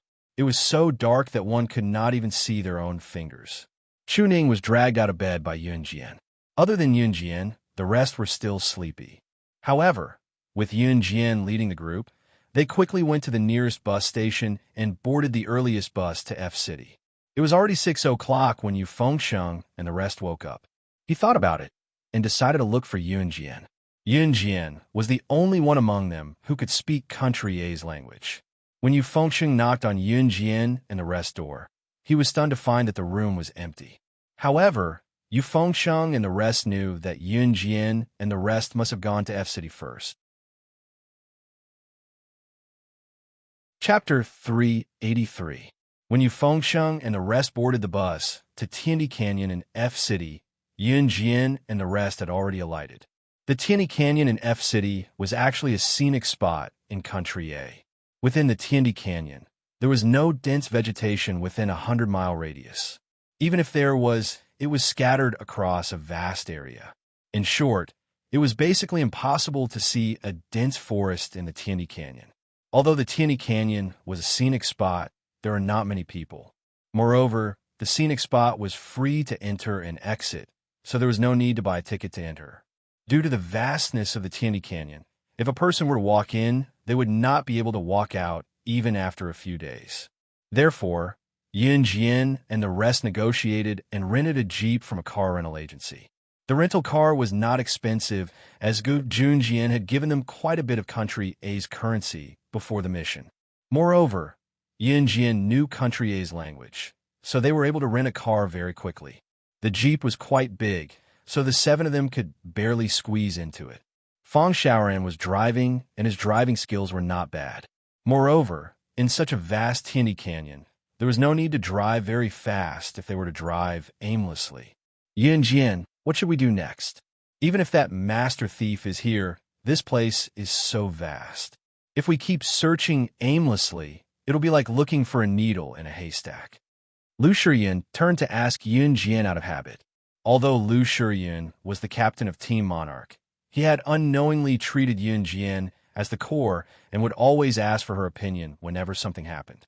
The other members also unknowingly treated Yunjian as the core. So Lu Shiyun as the captain and Hong Fan as the vice captain were just decorations. Head south. Yunjian turned to look out of the window, pursing her red lips as she said, head south. Fang Xiaoran was still driving the jeep. When he heard Yunjian's words, he immediately turned the steering wheel and headed south. Yunjian, why are we heading south? Just as Lu Shiyun was about to speak, Chu Ning, who had nothing to do along the way, snatched the opportunity to speak. Chu Ning took the initiative to ask the question that was on everyone's mind. This heaven and earth Grand Canyon extended in all directions, and it was a rocky mountain range that stretched as far as the eye could see. When the car drove on the road, it was also undulating. Sometimes it would even pass through two mountains. Fortunately, they had brought a compass, so they could distinguish north from south. However, everyone had a question. Why did they head south? Even Ge Junjian and the others could not find out where the thief was in the Tianyi Canyon. They only knew that the thief was last seen here. How could Yunjian be so sure that the thief master had gone south? Although everyone was suspicious, even if they had taken the wrong path, they still had to follow Yunjian. Yunjian reached into the pocket of her newly bought long-down jacket and took out a map with a label and a very detailed introduction. She passed the map to Chu Ning, who was sitting beside her, and said to the rest, I got this from the car rental place. It's a panoramic map of the Tianyi Canyon. Head south, and there's a water source in the south. A water source means that there must be people living there. If we head in other directions, forget about a water source. We'll enter a desert area. Even if the thief wants to hide from us, can he avoid a water source? Can he not eat? Therefore, the south must be the path he must take. Chapter 384. After listening to Yunjian's analysis, everyone felt that they had gained a lot of knowledge. There were indeed many maps of the nearby scenic spots in the car rental store, but apart from Yunjian, no one else would bother to understand them. At the same time, no one would think of getting a map to look at. The map was actually universal. Although Lu Shiyun and the rest couldn't understand the words on it, they could still distinguish the coordinates on it. Moreover, most maps were in English. As for Yunjian, the moment she arrived at the car rental store, she took a map and understood the terrain. She also knew how to analyze the terrain and finally came to a conclusion. Actually, there were many things that no one could tell you the answer to, but you could find the answer from the environment. For example, that master thief. Unless he was courting death, he would go in the direction of human tracks. Without a doubt, the direction with human tracks was the south, because it could be seen from the map that apart from the south, if one went in any other direction, they would end up in a boundless desert. Since we know the direction, Fang Xiaoran, speed up the car. Chu Xiangnan also happily stepped forward and interjected. No need. Yunjian immediately retorted Chu Xiangnan. She pursed her red lips and continued. Drive slowly, don't be anxious. We don't have to alert the enemy. In the eyes of that master thief, we are just a group of tourists who came to the Tianyi Grand Canyon for a vacation. After saying that, Yunjian narrowed her eyes. However, everyone understood what she meant. She meant that before confirming who the master thief was, everyone should pretend that they were just a group of students who came to the Tianyi Grand Canyon for a vacation. Fang Xiaoran drove the jeep at a very slow speed. After driving for about an hour, Yunjian looked at the scenery outside the window and suddenly saw that it had changed. It was no longer a barren wasteland or a large piece of rock. Instead, there was a small upstream river, and on the other side of the river was a large village. Everyone was delighted.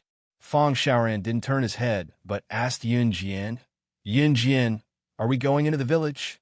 Yes, Let's find a place to rest and stay for the night. Yunjian nodded. Thus, the group entered the village. The men in country were used to wearing a headscarf on their heads, while the women used a headscarf that covered their entire head except for their facial features. This was the custom of country A. Yunjian and the others got off the car, and Yunjian went to the village head to seek shelter. The village chief and the villagers expressed a strong welcome to the guests from afar. In the end, the village chief divided Yunjian and the others into 4 groups and arranged them to live in 4 different households in the village. Yunjian was arranged to live alone in a seemingly poor family. This family was very hospitable. The hostess was in her 40s, and her name was Adia. Adia had a daughter who was 2 years younger than Yunjian. Her name was My Boba. Adia's husband had already passed away, so Adia had to raise her child My Boba alone. Life was very difficult for her. In spite of it, Adia expressed the strongest welcome to Yunjian, an outsider. In less than half a day, Adia's daughter, My Boba, had already become familiar with Yunjian. In addition, there was no language barrier between Yunjian and the people in country A, so My Boba seemed to like her sister very much. My Boba shook Yunjian's hand and looked at Yunjian expectantly. Big sister, can you accompany me to the river to catch fish? Yunjian also liked this little sister who was 2 years younger than her. She nodded and followed My Boba to the river in the village. There were already many children of My Boba's age standing by the river. All the children were catching fish in the most primitive way, holding a long, sharpened bamboo pole, standing in the shallow and clear river, looking at the fish swimming back and forth, and directly poking them with the bamboo pole. My Boba had just taken Yunjian's hand to the river when they were surrounded by a group of careless boys. Chapter 385. Because she didn't have a father, she had been bullied by these naughty children since she was a child. Originally, My Boba had been bullied to the point of numbness, but in front of Yunjian, the elder sister she had just met, she was surrounded and mocked. My Boba's face immediately turned pale. We're just here to slack off. Don't be like this. My Boba's face was pale. She was afraid that Yunjian would ignore her because she was bullied by these boys. So she looked at the group of boys around her with pleading eyes and said, Yunjian's eyes flashed. My Boba had been bullied since she was a child. Because she didn't have a father, the naughty children around her had always made fun of her and even made up poems about her life experience. My Boba was not as alone as she was now when she was a child. She used to have friends. But later, her friends were scared away by these boys and were no longer willing to play with her. When Yunjian moved into My Boba's house, My Boba was half surprised and half happy. Especially when Yunjian didn't refuse to make friends with her, My Boba's heart was overflowing with joy. But now, the actions of these boys made My Boba afraid. She was afraid that because of these boys, the elder sister she had just met would not be willing to make friends with her. Slack off? Haha, with just the 2 of you? At this time, a heavy, sarcastic voice suddenly came. A 16 or 17-year-old boy with a dark complexion but a decent appearance pushed the crowd aside and stood in front of My Boba and Yunjian. This 16 or 17-year-old youth seemed to be the king of this group of boys, because when this youth appeared, the other boys all cheered and made way for him. Jillaheng. My Boba looked at the 16 or 17-year-old boy with some fear and couldn't help exclaiming. The boy called Jillaheng stretched out his hand, raised his head, hooked Yunjian with his finger, and then said arrogantly, I heard that you're a foreigner and My Boba's new friend? Huh? How dare you be friends with My Boba without my consent? Jillaheng's tone was very tough. That feeling of, I am the master, made Yunjian narrow her eyes. Why not? Yunjian raised her eyebrows. She narrowed her eyes and replied in fluent country Z, Big sister, don't. Let's go. He's Jillaheng, the overlord of our village. No one can challenge his dignity. Let's go. My Boba tugged at Yunjian's clothes and said with some fear. Yunjian lowered her eyes and retracted her gaze. She did not intend to be nosy. She was here to carry out a mission. That godly thief could be around at any time. If she let her guard down, or if she showed off her skills, wouldn't she be luring the snake out of its hole? Just as Yun Jian and my boba turned around and took 2 steps, Jillaheng's voice came from behind again. Hey, are you really leaving? However, Yun Jian ignored him. Jillaheng was anxious. It was rare for him to meet a girl who was not afraid of him mentally. Purely out of curiosity, he wanted to stop Yun Jian. However, seeing that she did not move at all, Jillaheng shouted again, Stop, stop, stop. Let's have a fishing competition. Let's see who can catch more fish in 10 minutes. If you win, I won't bully my boba anymore. How about it? And I promise that no one will bully her in the future. Really?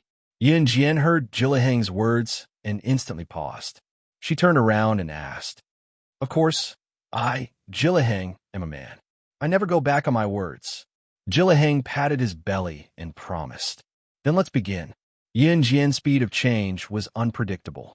Jillaheng was also slightly stunned. However, when he thought that she was just a girl younger than him, he did not think much of it. Therefore, Jillaheng immediately asked someone to bring 2 bamboo poles. He and Yun Jian each took a bamboo pole. When Lu Shiyun and the others met at their respective residences and walked across the river to find Yun Jian, they happened to see Yun Jian holding a bamboo pole and preparing to compete with Jillaheng in fishing. Chapter 386. Yun Jian was not disturbed by the appearance of Lu Shiyun and Chu Xiangnan at all. At this time, she was already standing in the stream with Jillaheng. Most streams in winter were bitterly cold, but strangely, the spring water of this stream did not make people feel cold at all. On the contrary, people standing in the stream would feel warm. It's starting, Jillaheng said to Yun Jian with a bamboo pole in his hand, glancing at her. Okay. Yun Jian nodded. She narrowed her eyes and nodded to Jillaheng with a bamboo pole that was sharp enough to stab a fish to death. Yun Jian, come on. Chu Ning and the others could not understand the shouts of the group of Country A people, but Chu Ning waved at Yun Jian and cheered for her. Yun Jian kept her eyes squinted, staring at the bamboo pole in her hand. Big sister, come on. My boba also looked at Yun Jian gratefully. At the same time, she also raised her voice and shouted for Yun Jian in her Mandarin. Huh! Jillaheng suddenly chuckled. A wicked smile that did not match his age climbed up the corners of his lips. Jillaheng stabbed the bamboo pole in his hand into the stream and stabbed a small fish that was swimming freely. Yun Jian narrowed her eyes and also stabbed the bamboo pole in her hand into the stream. It missed? Ha ha ha! It missed! Jillaheng's group of friends chuckled at Yun Jian. Yun Jian's stab with the bamboo pole missed. Chu Ning and the others were also disappointed for a while. Yun Jian was not in a hurry. She lowered her head and did not show any expression. Jillaheng also laughed. He laughed even more presumptuously, and at the same time he stabbed the bamboo pole in the stream several times in a row. Chi, chi, chi, chi, chi. 5 consecutive stabs. A fish appeared on the bamboo pole in Jillaheng's hand. It could be said that Jillaheng had never missed. He then looked at Yun Jian. She had also stabbed him a few times, but she didn't even manage to hit him once. Jillaheng's group of friends became even more excited. They began to shout arrogantly, Jillaheng, Jillaheng, Jillaheng.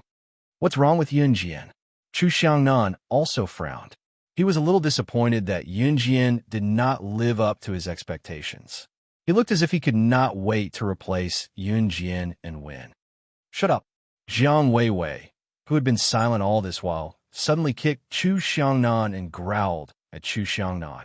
The others were also frightened by Jiang Weiwei's serious appearance, but they all frowned, not knowing what she was talking about. Jiang Weiwei furrowed her brows. She silently looked at Yun Jian, who seemed to be using all her strength to use the bamboo pole to prick the fish, but was unable to do so. She did it on purpose.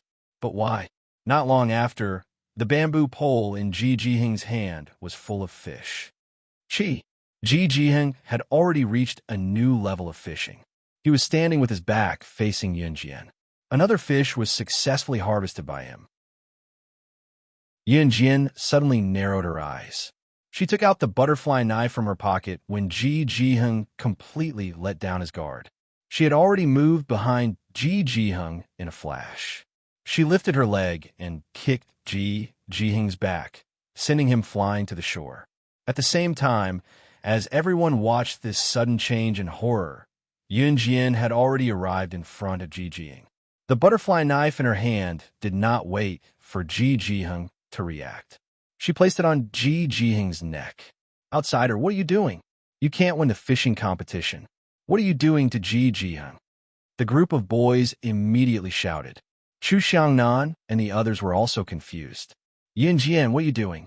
Even if you lose, just admit defeat. It's not like you can't afford to lose." Chu Xiangnan even opened his mouth and said. Yun Jian ignored everyone. She maintained her original posture and narrowed her eyes. The butterfly knife in her hand was even closer to Ji Jihung's neck. "Do you think I can't recognize you just because you've disguised yourself? Our famous thief god, Mr. Peter." Yun Jian looked at Ji Jihung and said with a smile. Chapter 387.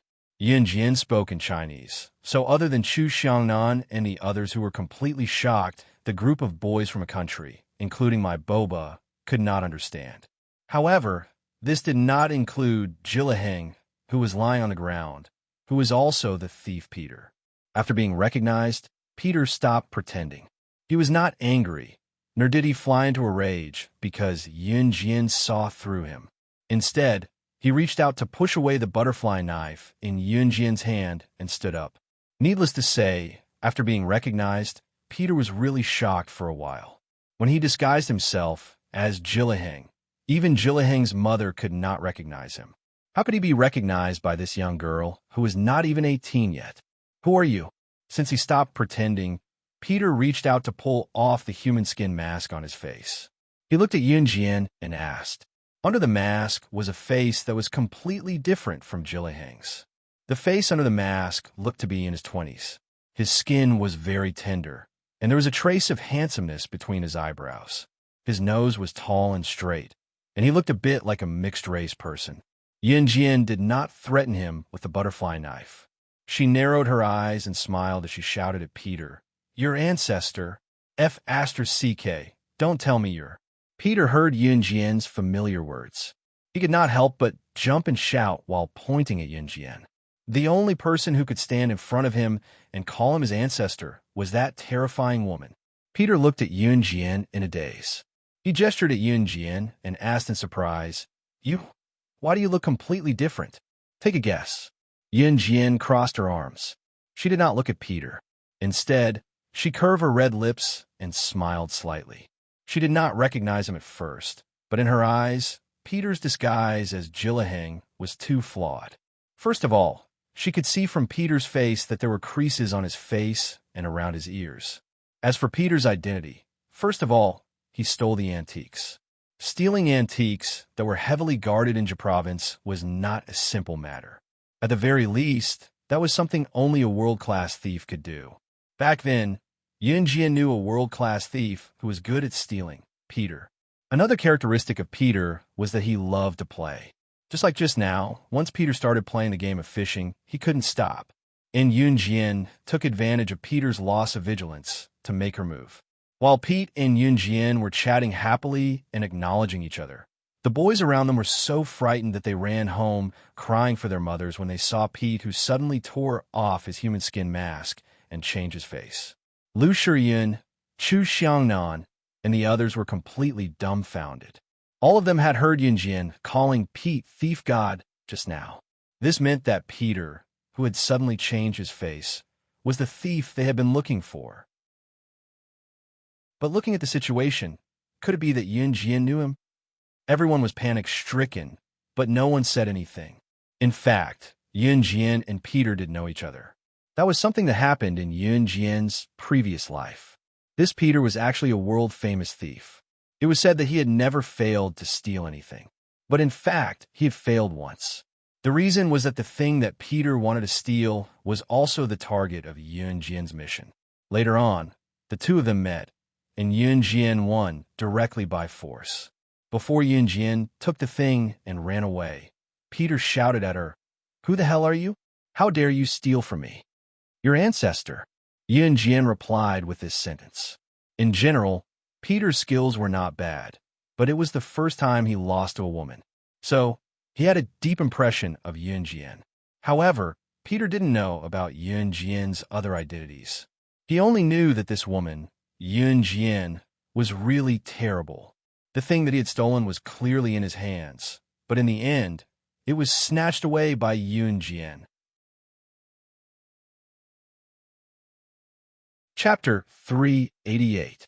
I am my great aunt. No wonder my eyelids have been twitching since this morning. Why did you come back to look for me? Oh my God. Don't tell me you want to take away the treasure that I worked so hard to steal again. Returning to reality, Peter clutched his chest exaggeratedly.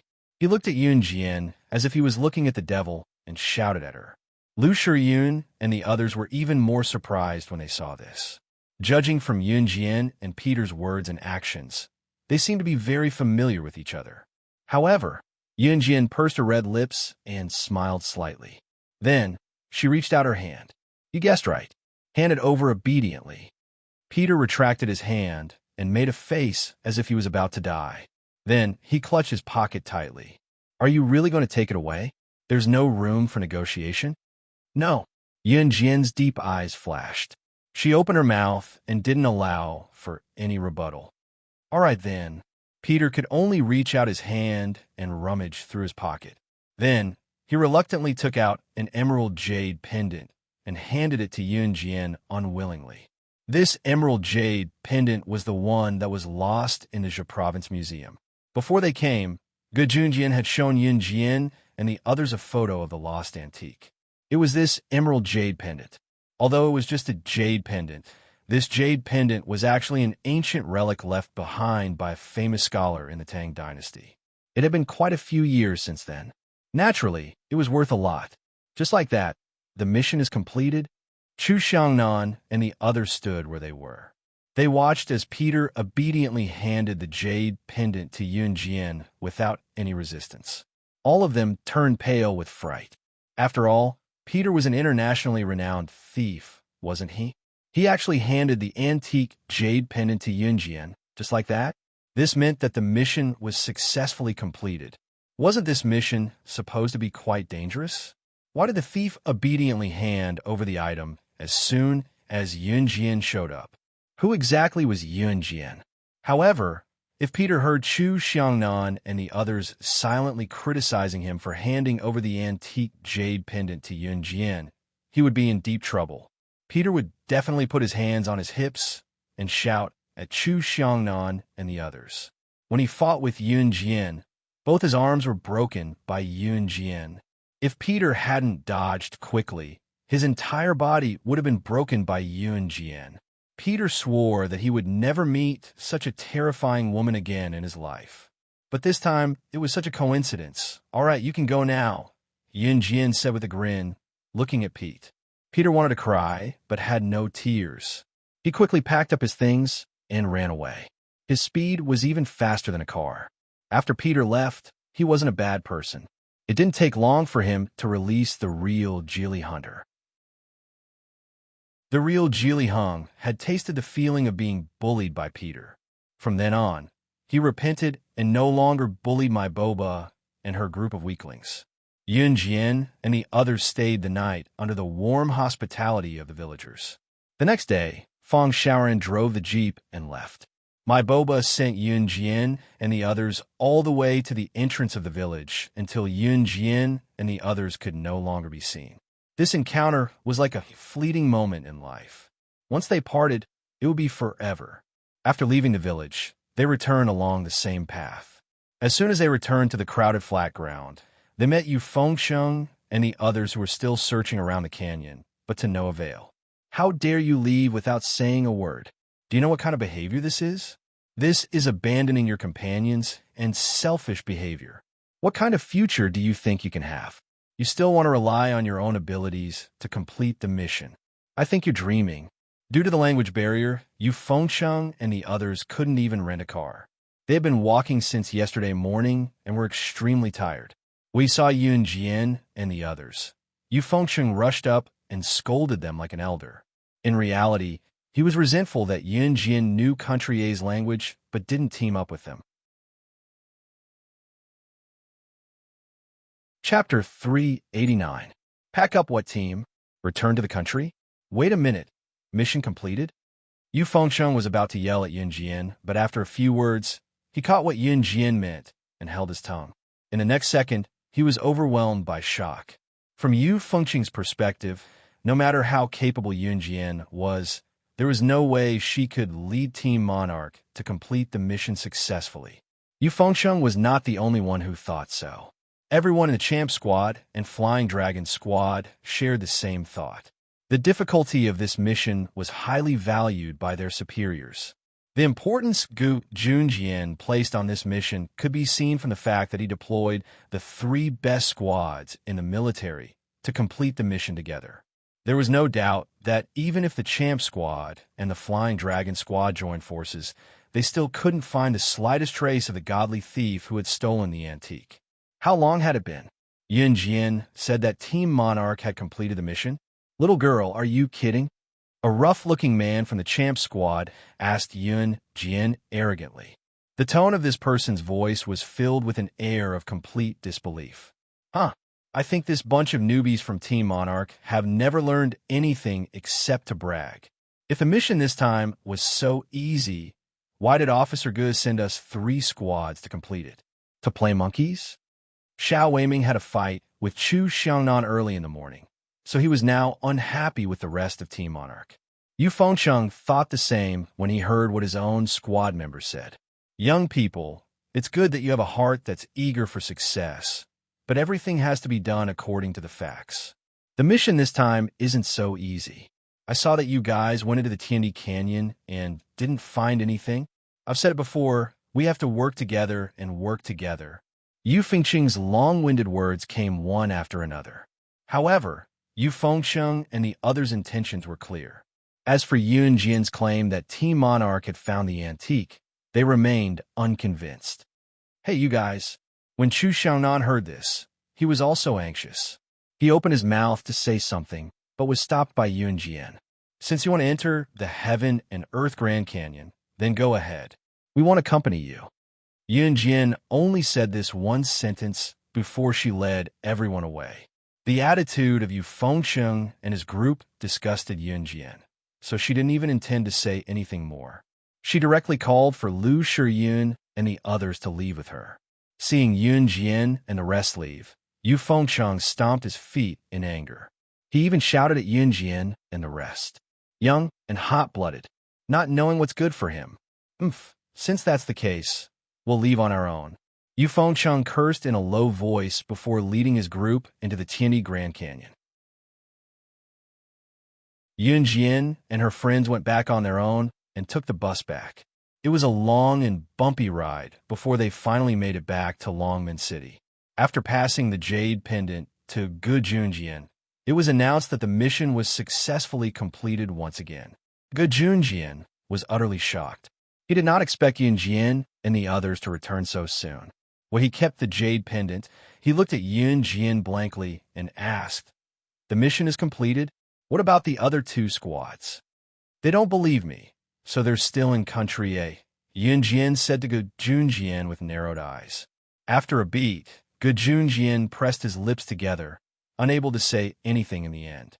At this moment, Gu Junjian was deeply aware of something.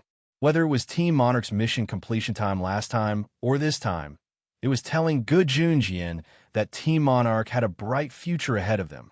Yun Jian's future achievements were definitely not something a mere Special Forces team could hold back.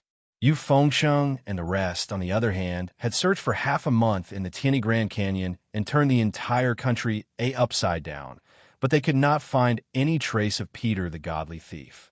It was only when Gu Junjian sent someone to bring them back that he told them that Yun Jian had already brought the antique jade pendant back half a month ago. Yu Fengsheng and the rest nearly vomited blood from anger. Chapter 390. Initially, she thought that Yun Jian and the rest would be away for at least 10 days to half a month, and they might not even be able to make it back for the new year. However, Her daughter was home in less than 2 days. Naturally, Qin Yiru breathed a sigh of relief. After all, going on a mission was risky. It was just the start of winter break, and there was still some time before the new year. The next evening, Qin Yiru went to the mall to buy some New Year goods after work. Qin Yiru had some savings now. Ever since she started working at New Cruise, the family was never short of money. Therefore, Qin Yiru bought more when she went shopping for New Year's goods. "Mom, I won't be having dinner at home today. You don't have to prepare a bowl and chopsticks for me," Yin Jian told Qin Yiru. She stood in front of the door, put on a pair of white shoes, and wrapped a scarf around her neck, and turned to pull the door open. "I sure," Qin Yiru agreed. Yin Jian pulled the door open, braving the bone-chilling wind outside, and walked out. Today, she wore a long down jacket that was long enough to cover her knees. She tied her hair into a high ponytail and wrapped the rest of her body in a scarf. Her lower body was a little simple. She only wore a pair of long johns, which was quite warm. After completing the mission yesterday, to celebrate, Chu Xiangnan was the host. He invited all the members of Team Monarch and planned to treat them to dinner. After dinner, they even planned to go to karaoke. Their identity as special forces aside, Chu Xiangnan was actually a rich young master from a big family, and his family was extremely wealthy. Since he did not lack money since he was young, Chu Xiangnan was used to living a life of having everything taken care of. He was usually generous. In fact, Chu Xiangnan was the weakest in Team Monarch. As for why he was chosen, it was because Chu Xiangnan was forced into it by his father. He said that he wanted him to suffer in the army so that he could change his arrogance. Before entering the special forces, Chu Xiangnan was a typical rebellious teenager. He hung out with a bunch of bad friends all day long and often didn't return home at night. Therefore, in a fit of anger, Chu Xiangnan's father used his connections to get him into the special forces. He even told him that if he dared to go home without learning some skills, he would break his legs. It was Chu Xiangnan himself who told these things to everyone as if it was a joke. Yun Jian braved the cold wind and walked out of the house. She turned a few corners and came to the entrance of an alley. At the entrance of the alley, Chu Xiangnan and the others were already stomping their feet as they waited for Yun Jian. Seeing Yun Jian walking over, Chu Xiangnan quickly waved and said, "Yun Jian, you just came. Quick, quick, quick. Here, here. Hurry up, I'm freezing." Yun Jian followed Chu Xiangnan and the others. "I'll treat you guys to a feast today. Hee hee." Chu Xiangnan blew on the warm air and said to Yun Jian and the others, "Don't give me that. What time is it? Hurry up, I'm starving." Chuning jumped up and slapped Chu Xiangnan's head. She ordered Chu Xiangnan in a domineering tone. Okay, let's go." Chu Xiangnan took the lead and led everyone to the location of the feast. Yun Jian walked at the back. She pursed her lips, and her delicate little face was already red from the cold. The feast that Chu Xiangnan mentioned was a newly opened hotel. It didn't have a star rating, but the prices of the food inside were very expensive. This hotel was opened by a foreign country, and the owner was a foreigner. Chu Xiangnan brought Yun Jian and the others into the hotel. The lights at the main entrance of the hotel flickered, and a huge chandelier hung above. There were guests at all the tables on the first floor, and it looked like all the tables had been booked. It looked like someone was holding a banquet. Therefore, Chu Xiangnan planned to lead Yun Jian and the others directly to the second floor.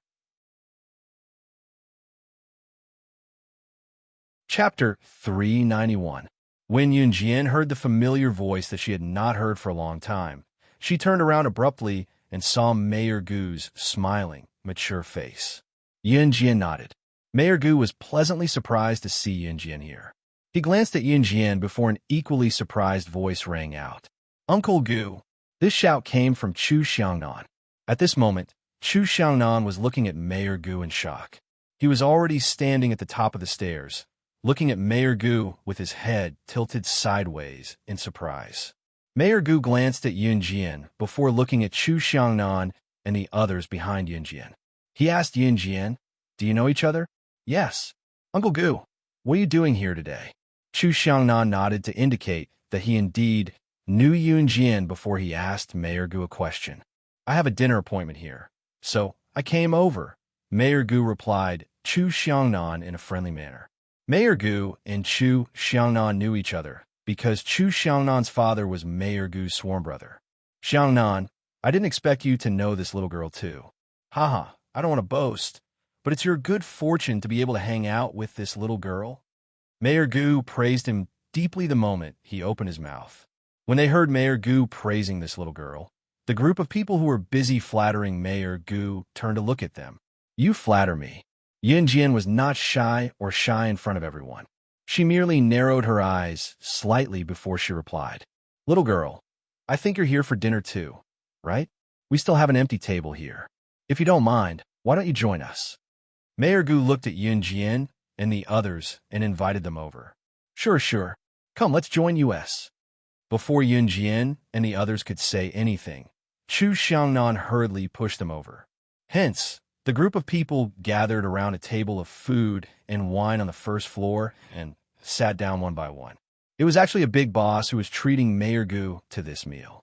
Since the big boss had a favor to ask of him, Mayor Gu did not hold himself back and invited Yun Jian and the rest of them on his own accord.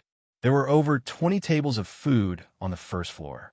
The big boss had invited them to dinner today because his daughter had given birth to a 1-year-old son. Using this as an excuse, the big boss invited all his relatives to dinner. At the same time, he did not forget to use this opportunity to build connections and invite Mayor Gu as well.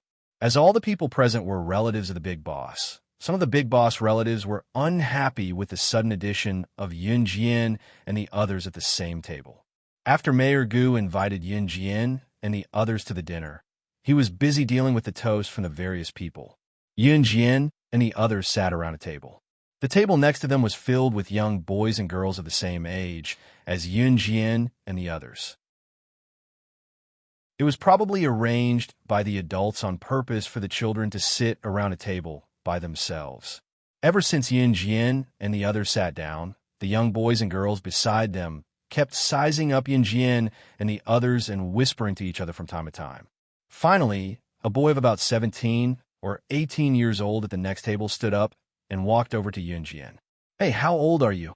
The boy walked over to Yun Jian and spoke to her in an arrogant tone. Yun Jian narrowed her eyes and ignored him. It was obvious that this boy was here to cause trouble. More importantly, she saw a familiar figure among the group of boys and girls at the table. It was a very familiar figure. Because she had met her for the first time after her rebirth, Yun Jian still could not forget her. That person was Lin Mingyu. She was also the culprit who killed the original owner of this body. When Yun Jian walked over just now, she had already felt a burning gaze staring at her. She pretended not to see it. However, she had already noticed that the burning gaze that was sizing her up was avoiding her, not wanting her to notice her.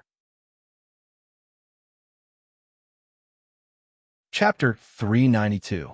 The one hiding behind the group of teenagers was indeed Lin Mingyu, who had caused the death of the original owner of the body. The big boss who was treating them was actually Lin Mingyu's relative. Ever since Lin Mingyu was severely injured by Yun Jian, she had asked her father to fire Yun Jian, but was slapped by her father instead because Yun Jian had said something that made no sense. She then picked up a pen to stab Yun Jian in a fit of madness, only to be kicked away and relapse from her injury. Even her boyfriend, whom she had been longing for, Yuan Ingjun, had broken up with her because of Yun Jian. Lin Mingyu was utterly terrified of Yun Jian. Later, Lin Mingyu was hospitalized again due to relapse from her injury. By the time she came back with the intention of taking revenge on Yun Jian had already transferred to Longmen City. Today was Lin Mingyu's relative's wedding, and the banquet was held in Longmen City's best hotel. So Lin Mingyu insisted on tagging along. Not long after she sat down, however, she saw Yun Jian and her friends coming in as well. Panicking, she hid quickly, thinking that Yun Jian and the others would go up immediately. She did not expect to be stopped by Mayor Gu and arranged to sit beside her table. Lin Mingyu suddenly remembered that her companions sitting around her were all capable people. She had wanted to seek revenge from her relative, but Yun Jian happened to come knocking on her door. Was Yun Jian not courting death? Hence, Lin Mingyu quietly called for the boy just now and told him to strike up a conversation with Yun Jian. It would be best if he could seduce Yunjian and ask her out. Then, she could get someone to beat her up.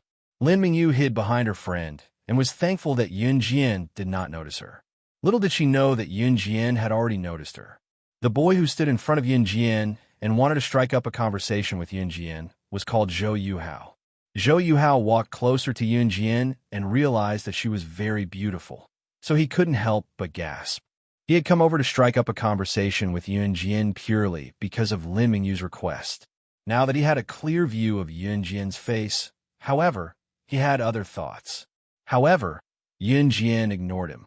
Zhou Yuhao pursed his lips and moved closer to Yunjian. However, he was stopped by Chu Xiangnan. However, Zhou Yuhao was not annoyed. He looked at Yunjian with a smile and continued to strike up a conversation. Beauty, I don't mean any harm. I just want to take you out for a walk after dinner.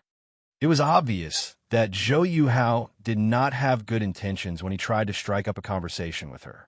No, we're going to sing karaoke later. Chu Xiangnan stopped Zhou Yuhao from getting close to Yunjian. He even helped Yunjian to wave Zhou Yuhao away. F***CK. Who are you to her? Why you care so much? Zhou Yuhao was stopped by Chu Xiangnan. He suddenly felt that he had lost face.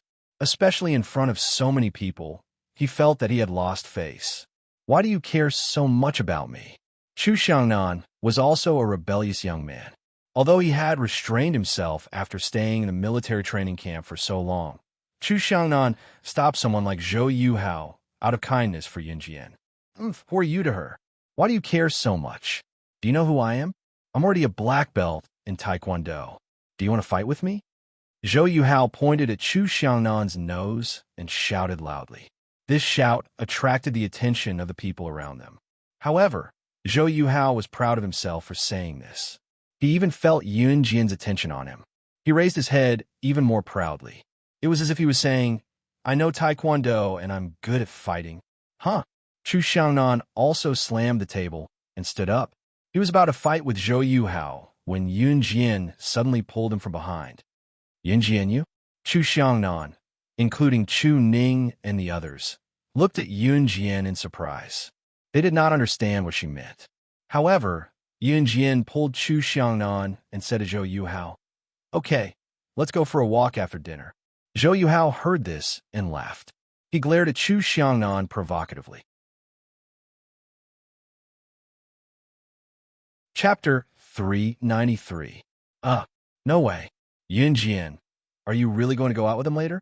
What about the karaoke we agreed on? Chu Xiangnan saw that Yunjian had really agreed to Zhou Yuhao's request, and he was momentarily stunned. Then he pursed his lips and asked Yunjian, Of course it's true. I don't know how to sing anyway, so I won't go to karaoke. Yunjian smiled. She narrowed her eyes, and the corners of her lips curled up slightly. Zhou Yuhao, who was sitting opposite her, couldn't help but be stunned by her beauty once again. At this moment, Yunjian was quiet and beautiful. She looked like a natural beauty. Her slightly narrowed eyes gave people an indescribable feeling. Chu Xiangnan wanted to say more, but he suddenly paused. He suddenly remembered that when Yunjian had dealt with Peter, she had also narrowed her eyes and curled her lips like this. Could it be that Yunjian was... Chu Xiangnan suddenly thought of this, so he didn't say anything else. Everyone saw that Chu Xiangnan didn't say anything, so they pretended not to know anything. Lin Mingyu had been hiding behind her friends, and she was just out of Yunjian's line of sight. When she heard that Yunjian had agreed to Zhou Yuhao's request, her smile widened. After dinner, Mayor Gu walked over to bid farewell to Yunjian. He laughed and asked Yunjian to come back to his house as a guest next time. He even patted Chu Xiangnan's shoulder and asked him to bring Yunjian to his house as a guest. After Mayor Gu left, Zhou Yuhao immediately walked over to Yunjian and said, Pretty girl, you just promised to walk around with me. Let's go now. As he spoke, Zhou Yuhao even glared at Chu Xiangnan as if showing off his charm. Tisk, Chu Xiangnan cursed Zhou Yuhao in his heart, but he was secretly cursing him in his heart, waiting to see Zhou Yuhao cry. Let's go. Yunjian's hands were in the pockets of her long down jacket. She pursed her lips, narrowed her eyes, and curve her lips slightly. Let's go, let's go. Zhou Yuhao gave Chu Xiangnan another provocative look before he followed Yun Jian's path. Watching Yun Jian and Zhou Yuhao leave from afar, Chu Xiangnan, Chu Ning, and the others even saw Zhou Yuhao reach out to grab Yun Jian's hand. But Yun Jian evaded him, not even letting him touch the corner of her clothes. F***, what's wrong with Yun Jian? Chu Xiangnan watched Yun Jian leave and couldn't help but complain. Chu Ning suddenly placed her index finger on her lips. She wanted Chu Xiangnan to keep quiet. What's wrong? Chu Xiangnan was stunned. He didn't know what was going on. At this moment, another group of people suddenly came out of the hotel. This group of people was the group of young men and women of the same age who were sitting at the table beside them just now. After this group of people came out, they carefully chased after Yun Jian and Zhou Yuhao. When this group of young men and women disappeared in front of them, Chu Xiangnan smacked his head and said hatefully, F***. So they had a plan? So many people bullying one person. Let's go. Let's go help Yun Jian kill them. Chu Xiangnan had an inexhaustible energy and was especially loyal. When he saw so many people walking towards Yun Jian and Zhou Yuhao, he knew that the situation wasn't good, so he quickly ran over with Chu Ning and the others. On Yun Jian's side, Zhou Yuhao was walking side by side with her. Yun Jian kept a distance of 2 meters from Zhou Yuhao. Let's go through this alley to the opposite street and walk around, shall we? Zhou Yuhao brought Yun Jian to the designated deserted place. You decide. Yun Jian lowered her eyes. Her long eyelashes fluttered. Let's go. Zhou Yuhao watched as Yun Jian took the lead and walked into the deserted alley. He smiled slyly and quickly followed. When Lin Mingyu and the others reached the entrance of the alley, Yun Jian and Zhou Yuhao had already disappeared from everyone's sight. Hurry up and follow them. Don't let them get away. Lin Mingyu whispered and led the group of people inside. However, even when they were about to pass through the alley and reach the opposite street, they still didn't see Yun Jian and Zhou Yuhao. What's wrong with Zhou Yuhao? Where is he? Where did he take her? Lin Mingyu shouted in exasperation. Lin Mingyu thought that with Zhou Yuhao's Taekwondo black belt, he could easily take care of Yun Jian. Are you looking for me? A soft female voice came from behind them. Lin Mingyu and the others turned around in fear and saw Yun Jian dusting her hands as if she was dusting them off. Then, Yun Jian was already standing behind them silently. Behind Yun Jian was Zhou Yuhao, who was tied up with hemp rope and had a rag stuffed in his mouth. Chapter 394. Zhou Yuhao. Lin Mingyu's hands trembled as she pointed at Zhou Yuhao, who was tied up, and screamed. Zhou Yuhao was tied up by Yun Jian. Zhou Yuhao was a black belt in Taekwondo. Other things aside, Zhou Yuhao's Taekwondo was at a whole new level. At the same time, he was also the strongest among Lin Mingyu's relatives.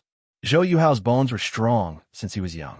In addition, his family originally ran a martial arts school. Zhou Yuhao had been learning Taekwondo, Sanda, Judo, and so on from his father since he was young. He could be said to be invincible since he was young. Therefore, Zhou Yuhao's skills were naturally at a level where there was nothing to complain about. Especially among his peers, Zhou Yuhao had not met many opponents since he was young. Therefore, he was called the Taekwondo genius of the younger generation. Lin Mingyu obviously knew that Yun Jian had some skills. She had almost crippled herself with one kick. Therefore, Lin Mingyu let Zhou Yuhao deal with Yun Jian. It was all because of Zhou Yuhao's skills that he could suppress Yun Jian. After all, he was a black belt in the highest level of Taekwondo. However, she did not expect that just as Yun Jian and Zhou Yuhao stepped into the alley, they immediately followed behind. In such a short period of time, Zhou Yuhao was tied up by Yun Jian silently. There was not even the slightest sound of struggle. Therefore, Lin Mingyu and the others were shocked and panicked. Especially Lin Mingyu. She had seen Yun Jian's methods. Because of Yun Jian, she was bedridden for God knows how many days. Several of her ribs in her abdomen were broken. Lin Mingyu saw Yun Jian looking at her from the corner of her eyes. She saw Yun Jin's narrowed eyes. Her deep eyes seemed to carry a sharp blade. Lin Mingyu screamed on the spot. Fear and panic instantly covered her mind. Run, run. Lin Mingyu's intuition told her that she had to run. She had to run away from Yun Jin. Therefore, Lin Mingyu suddenly turned around. She even wanted to abandon the group of friends behind her and run away first. You want to run? Do you think you can still escape? Yun Jin suddenly broke into a smile. Her evil smile was faintly revealed, but when everyone saw it, they couldn't help but panic. Lin Mingyu ran for a while. Yun Jin crossed her arms in front of her chest. She didn't chase after her. Lin Mingyu hadn't even taken 5 steps before she was surrounded by Chu Xiangnan and the other 5 who had caught up from behind in groups of 3. At this moment, Jiang Weiwei stopped Lin Mingyu. Jiang Weiwei held a dagger in her hand and pointed it at Lin Mingyu, forcing Lin Mingyu to retreat. Hee. Yun Jin crossed her arms as she looked at the pale faces of Lin Mingyu and the others. She lifted her leg and moved closer to Lin Mingyu. Yun Jin was not surprised by the arrival of Jiang Weiwei and the others. This was because when they were having dinner at the hotel, she had secretly sent a message to Chu Ning, who was sitting on the other side of her. She had asked Chu Ning to lead the group and wait for Lin Mingyu and the others to follow her, and Zhou Yuhao to surround them from both sides of the alley. What are you trying to do? Sob, sob, sob. At this moment, Lin Mingyu was forced to take a few steps back by Yun Jin's aura. However, she realized that her back was facing the sharp blade in Jiang Weiwei's hand. She was so frightened that she screamed and started to cry without caring about her image. Yun Jin was unmoved. She only tilted her head slightly and looked at Lin Mingyu and the others. The corners of her beautiful mouth were slightly raised. Chapter 395. You want to kill me? Lin Mingyu was dumbfounded when she heard that. Her whole body began to tremble. Yun Jin wanted to kill her. Yun Jin wanted to kill her? No, you can't kill me. What you're doing is against the law. It's against the law. Lin Mingyu shrieked. Her voice was very sharp, and her screams sounded like the squeals of a pig being slaughtered. Your voice is very loud. Unfortunately, this is the alley you found. There's no one around. Even if you scream yourself hoarse, no one will hear you. Yun Jin said with a chuckle as she flipped her hand and pulled out the butterfly knife that she had been carrying with her. Then, while Lin Mingyu and the others were panicking, Yun Jin took a step forward. She threw the butterfly knife away and placed the blade on Lin Mingyu's neck. I wonder how beautiful it would be to cut open a throat that can make such a loud scream. Yun Jin slid the blade of the butterfly knife left and right on Lin Mingyu's neck, but she didn't let the blade go deep into Lin Mingyu's throat. Lin Mingyu's scream became softer and softer. She felt the coldness of the blade of the butterfly knife in Yun Jin's hand. She instantly felt as if she was wandering around in a hopeless situation. Yun Jin's seemingly lifeless eyes that were akin to the king of hell seemed to be sketching something. At this moment, Yun Jin gave off the feeling that she was a fearless Grim Reaper. She didn't seem to be afraid of anything. She only existed to kill her. Lin Mingyu was walking on the edge of despair. It was her first time facing Yun Jin like this. Right now, Yun Jin was truly like the Grim Reaper who lured souls away from the underworld. I was wrong. Yun Jin, let me go. Let me go. I beg you, sob, sob, sob. Lin Mingyu reached out and grabbed Yun Jin's wrist that was holding the butterfly knife. She was so scared that she slowly knelt down in front of Yun Jin. Let you go? Yun Jin raised her eyebrows. Her low voice sounded even more terrifying. Yes, let me go. I beg you, I'm sorry, I promise you. I shouldn't have treated you like that in the past. Yun Jin, please don't kill me on account that I didn't really do anything to you in the past. No. At this moment, Lin Mingyu had a premonition that if she persisted, Yun Jin's butterfly knife would really slice her neck.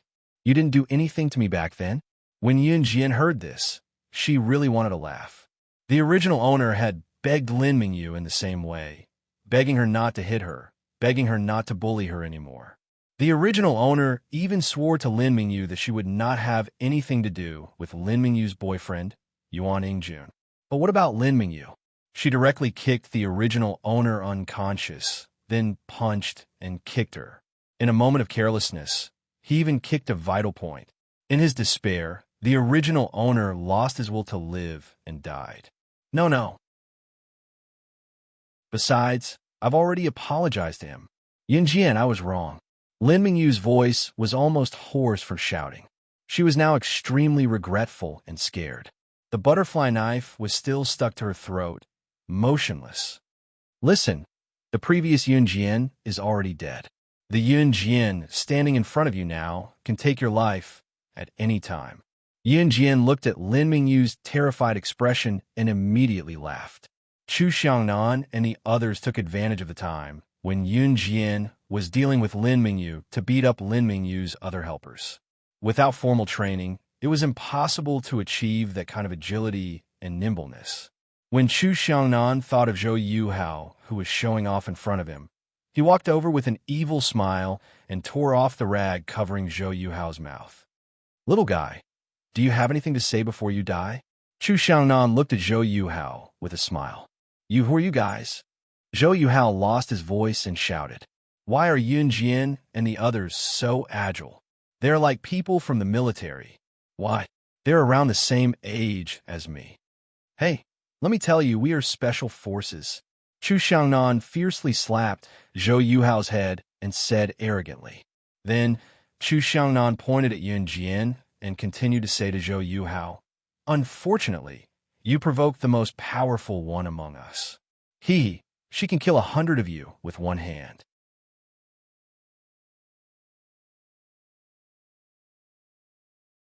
Chapter 396. They were special forces. More importantly, Yun Jian was the strongest among them.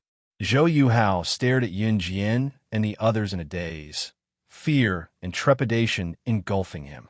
Special forces? Who were those people? They were people protected by the country. He couldn't move at all, and Yun Jian and the girls were so young. No matter how hard Zhou Yuhao thought, he couldn't imagine that they were special forces at such a young age. No, you're lying. Yun Jian, how could you be special forces? When you were in Xinjiang town, you were just a student. How could you be special forces? Lin Mingyu wasn't even afraid of the butterfly knife in Yun Jian's hand when she heard that. She looked at Yun Jian in shock and cried out again. When Yuan Yingjun and Lin Mingyu were dating, Yuan Yingjun fell in love with the previous host and kept pestering her. This caused Lin Mingyu to think that the previous host had seduced her boyfriend and beat her up. Of course, before this, Lin Mingyu had investigated the previous host's background. The previous host's background was simple. Even if she was beaten to death, she didn't have anyone backing her up. Her mother was just a worker in a textile factory, and her father was a gambler. After knowing this, Lin Mingyu gathered the two girls and brought the previous host to the toilet to beat her up. Now that she was suddenly told that Yun Jian was a special forces member and the strongest one among them, how could Lin Mingyu believe it?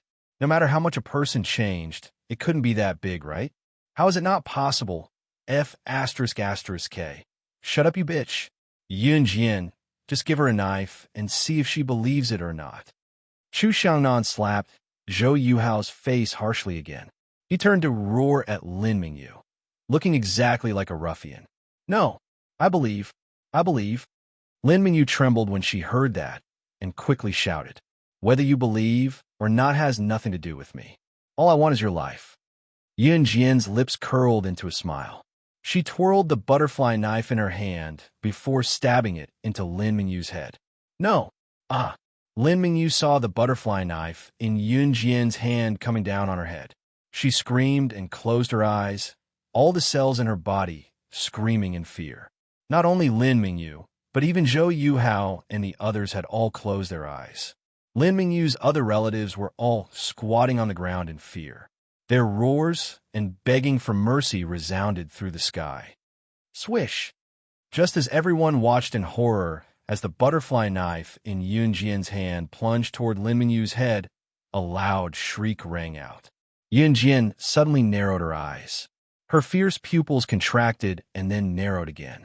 Even her pupils were emitting an unusual color. At the same time, Yun Jian suddenly retracted the butterfly knife in her hand. Just when Lin Mingyu thought that the knife was about to land in front of her, Yun Jian tossed it away abruptly, tossing it toward a visible pile of trash at the corner of the alley. Ping! Just as the butterfly knife was about to pierce through the pile of trash and fly to the back of the pile of trash, a pair of hands suddenly appeared. Everyone was dazzled. They saw a 16 or 17-year-old girl in black clothes suddenly stand up from behind the pile of trash. The girl in black clothes faced the butterfly knife. She dodged to the left and right and then did a somersault in the air. Other than Yun Jian, no one at the scene expected someone to be hiding there. They were all shocked. After the girl in black clothes stood up straight, she looked at Yun Jian. Her expression suddenly became surprised. She went forward and greeted Yun Jian respectfully. Lan Su greets the sorcerer goddess. The black-clothed girl's shout shocked everyone. Chapter 397. The black-clothed girl who called herself Lan Su made Yun Jian and the others frown.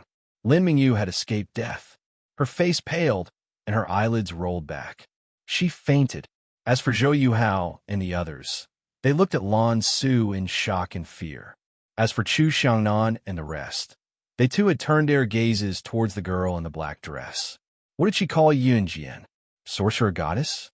What was that? Lan Su, who had suddenly appeared, was dressed in black. Her plain clothes accentuated her tall and slender figure. She was a classic beauty with thin eyebrows, long eyelashes, big eyes, and fair skin. However, what was surprising wasn't Lan Su's appearance, but the fact that she was dressed in black. It was an ancient style, but the clothes she wore were different. The fabric on Lan Su's body was of the highest quality. Furthermore, her ancient black dress exposed her ankles. Chu Xiangnan looked at Lan Su in shock. At the same time, Yun Jian narrowed her eyes. The moment she saw Lan Su, an image popped in her head. However, when she thought about it carefully, she realized that she had never seen Lan Su before. Yet, for some reason, she felt that this young girl who called herself Lan Su seemed to have met her before. Sorcerer goddess, don't you remember Lan Su? Seeing that Yun Jian didn't say anything, Lan Su took 2 steps towards Yun Jian. Her surprised expression was gradually replaced by disappointment. From the moment Lan Su appeared, she didn't even look at Chu Xiangnan and the others or Lin Mingyu, who was lying on the ground. Her pair of bright, beautiful eyes were fixed on Yun Jian. It was as if she was waiting for Yun Jian's answer. Yun Jian placed her hand on her forehead. She looked at Lan Su in front of her and paused. Then, she looked at her and shook her head. Should I know you? Yun Jian narrowed her eyes. She pursed her red lips and stared at Lan Su with her deep, playful eyes. Suddenly, she became vigilant. It wasn't that Yun Jian thought too much. Just now, Lan Su had been hiding behind a pile of trash. She discovered her in time and threw the butterfly knife at her. Lan Su had called her sorcerer goddess in a flash. Yun Jian had encountered this kind of familiar situation in her previous life. There were even assassins who used this method to attract her attention in order to hide their identity and assassinate her. It was Yun Jian's first time meeting this girl who called herself Lan Su. Even if she felt a sense of familiarity, she would not let her guard down. Yun Jian, when did you know such a beautiful girl? Why didn't you introduce her to me earlier? When Chu Xiangnan saw Lan Su, he was shocked by Lan Su's black clothes, her beautiful figure, and her beautiful face. He walked over and patted Yun Jian's shoulder. Chu Xiangnan used to be a typical hedonist, although he had restrained himself a little now. However, it was hard to change one's nature.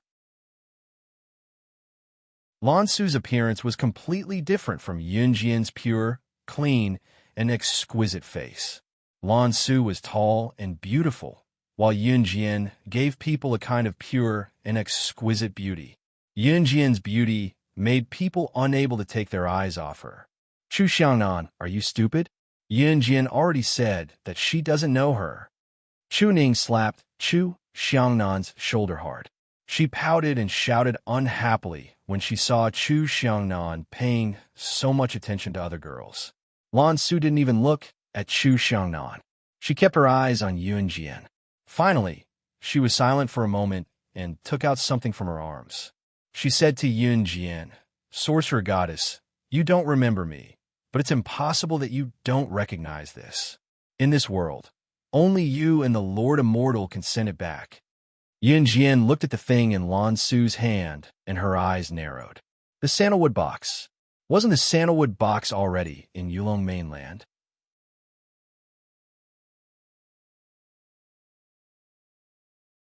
Chapter 398.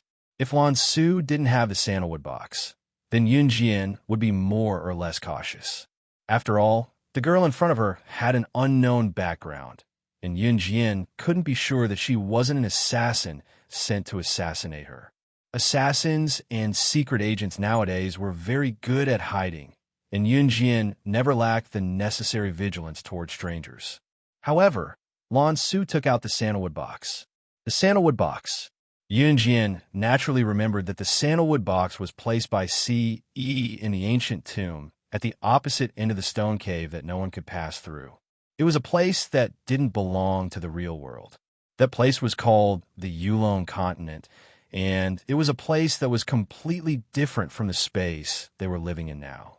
Back then, there was only one entrance to the stone cave, and Yun Jian had experienced how powerful the mechanisms in that stone cave were.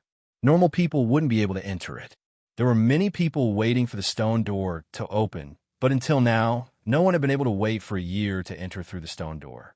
Therefore, she could basically conclude that the girl in front of her, who called herself Lan Su, was from the Yulong continent. Back then, Ce had hidden the sandalwood box very well. If it wasn't someone from a Yulong continent, it would be impossible for them to discover the sandalwood box.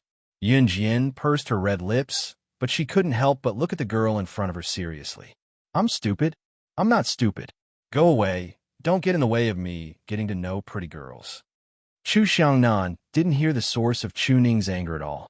He even flicked Chu Ning's head and shouted. Then, Chu Xiangnan took advantage of the moment when Yun Jian was still in a daze to run over to Lan Su.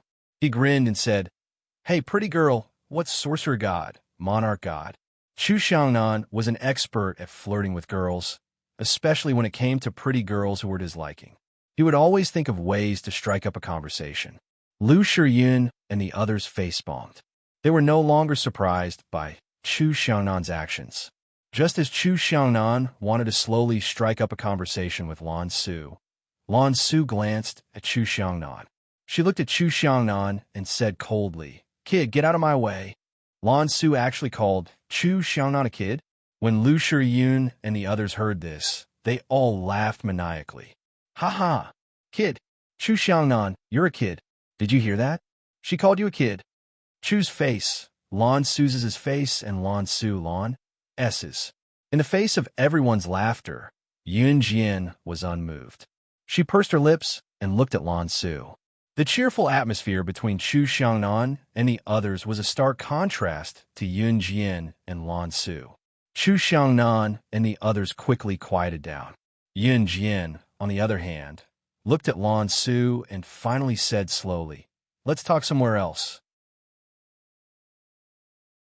Since it was related to the sandalwood box, Yun Jian couldn't speak in front of Chu Xiangnan and the others and Lan Su. "What's the matter? You don't have to be so secretive, do you?" Chu Xiangnan shouted after hearing this. As soon as Chu Xiangnan finished speaking, Chu Ning gave him a headbutt. "You two go ahead. We'll stand here and wait for you." Lu Shiyun was smart, and he gestured to Yun Jian. "Okay." Yun Jian nodded and then said, "If you can't wait, you guys can go first." After saying that, she called Lan Su to go with her to talk alone. Yun Jian chose a quiet coffee shop nearby. After ordering a cup of coffee, the two of them sat across from each other.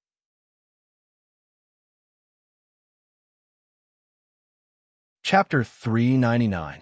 In a coffee shop, Lan Su's strange clothes attracted the attention of the people around her. However, most people's gazes only lingered on her for a short while before they moved on. Yun Jian asked Lan Su in a very soft voice. It was so soft that no one could hear her. When she asked, Yun Jian stretched out her hand and tapped her fingernails on the table twice. She pursed her lips, and her eyes moved slightly. Her posture was extremely lazy. When Lan Su saw Yun Jin's behavior, she felt that she was very similar to the sorcerer goddess. Moreover, Lan Su found Yun Jin by following her scent. The reason why she hid behind the trash was to confirm whether Yun Jin was the sorcerer goddess of the Wu clan. At first, Lan Su wasn't sure. However, when Yun Jin discovered her movements and flew over with a butterfly knife, she was overjoyed when she narrowly dodged it. Lan Su's abilities were definitely strong. Not to mention the earth where humans lived, even in the Yulong mainland where there were many strong people, Lan Su's abilities were definitely one of the best. Since Yun Jin could discover her whereabouts, it meant that her abilities were definitely above hers. Yun Jin, who had the sorcerer goddess's scent and skills, was definitely the sorcerer goddess. Lan Su didn't say anything. Instead, she took out the sandalwood box and pushed it in front of Yun Jin.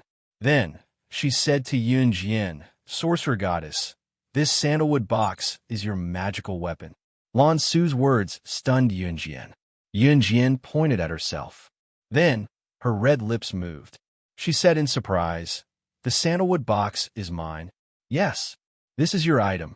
Because of the words you left behind, the sorcerer clan has been waiting for you for thousands of years." Lan Su's tone became more and more excited. In the end, she actually stood up in excitement. Because Lan Su stood up excitedly, and because she was wearing an ancient costume, some of the customers in the coffee shop who were enjoying their tea turned their attention to her. Yun Jin hurriedly gestured for her to sit down. After Lan Su sat down, some of the people who were looking at Lan Su strangely turned back. "What words?" Yun Jin picked up the coffee and sniffed it. She blew on the coffee in enjoyment and took a sip. Lan Su had already calmed down. She looked at Yun Jin and said firmly, "I will definitely return after 1,000 years." From Lan Su, Yun Jin heard a lot of things that were completely different from what she usually knew. Lan Su said that she was the sorcerer goddess after their reincarnation. Lan Su said that she was the first guardian of the sorcerer god of Yulong Continent's Wu clan. As for the existence of the sorcerer god, that was a very accurate saying. This was also an ancient prophecy that had been passed down since ancient times. The Wu clan, as long as the sorcerer god was alive, the sorcerer clan would be at peace forever. When the sorcerer god died, the sorcerer clan would be destroyed. Reality proved that after the sorcerer god left, the Wu clan gradually declined.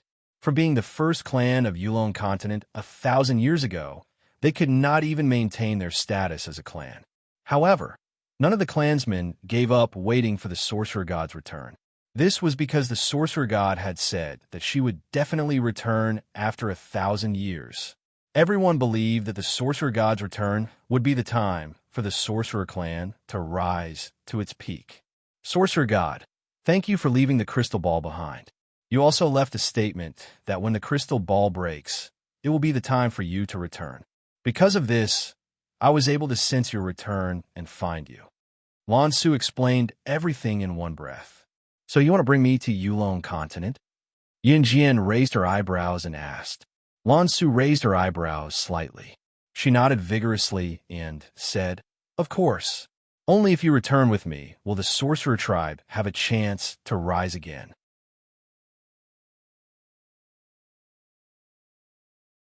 Chapter 400. What? Lan Su was stunned. She shouted excitedly, but her face was filled with confusion and disappointment. "There's no reason. It's because I have my own life." Yun Jin placed the coffee on the table. She pursed her lips, and her eyes were filled with complicated emotions. Yulong Continent. The old man who had helped her in her previous life was also there. However, Yun Jin would not go there, at least not in the near future. Her family and all the people she cared about were there, so Yun Jin did not plan to leave. "Is that so?" Lan Su lowered her eyes in disappointment. After a while, she raised her head again and looked at Yun Jin with a determined gaze. "Sorcerer goddess, whether you're willing to go back with me or not, please allow me to stay by your side. Lan Su doesn't want to leave you again." As the first guardian of the sorcerer goddess, Lan Su had finally found Yun Jin after much difficulty. Naturally, she was unwilling to leave. "It's up to you," Yun Jin said lazily. Then, she pushed the sandalwood box back to Lan Su. Keep this for now. Yunjian knew how eye-catching the sandalwood box was. Back then, her younger brother had been caught and lost his life because of the sandalwood box. Yunjian did not want to take any more risks. Since Lan Su was from the Yulong continent, returning the sandalwood box to Lan Su was the best way to deal with this. Also, if you want to stay by my side in the future, don't call me Sorcerer Goddess. Yunjian grinned. Then, she smiled and revealed her white teeth to Lan Su. My name is Yunjian. Yes, yes. Lan Su understood that Yunjian allowed her to follow her. She smiled and nodded at Yunjian. Let's go. They must have waited for a long time. After the conversation, Yunjian stood up. She paid the bill and left the cafe with Lan Su. They were naturally Lu Shiyun and the others. Yunjian knew that Lu Shiyun and the others would not leave. As for why Yunjian left Lan Su behind, this was probably due to his intuition. Lan Su from the Yulong continent gave Yunjian a sense of déjà vu. However, Yunjian could not describe this feeling. She just felt that it was familiar, and there was no sense of alienation. In addition, the sandalwood box that Lan Su had taken out earlier was enough to prove that she was from the Yulong continent. This could not be false. Moreover, a person's eyes could speak for themselves. Lan Su's eyes told her that she wasn't lying. After Lan Su and Yunjian got up and left the coffee shop, they heard a child's naughty voice behind them. Hey, Mom, why is that big sister wearing such strange clothes? The child's mother touched the child's head and lectured. She's probably a lunatic. Baby, you can't learn from her in the future. By then, Yunjian and Lan Su had left the cafe and were walking towards the alley. Yunjian, you're back? What should we do with these people? Lu Shiyun and the others came up and asked Yunjian. Lin Mingyu had fainted while Zhou Yuhao was still tied up and trembling. Kill them and bury them. Yunjian raised her eyebrow. Oh no, we won't do it again. It's all Lin Mingyu's fault. She ordered us to do it. It's not my fault. The group panicked, especially when Yunjian really did stab Lin Mingyu in the head with a knife. She was a woman of her word, even though she did not hurt her in the end. Teach them a lesson. Lu Shiyun also noticed that Yunjian did not really want to kill the group. He was smart enough to tell the rest of Team Monarch. In the end, it was Chu Xiangnan who came up with an idea. He went to buy a marker pen and drew a tortoise on everyone's back. He asked them to wear it when they went home, or else they would be taught a lesson. Chu Xiangnan's method was a complete embarrassment to these people.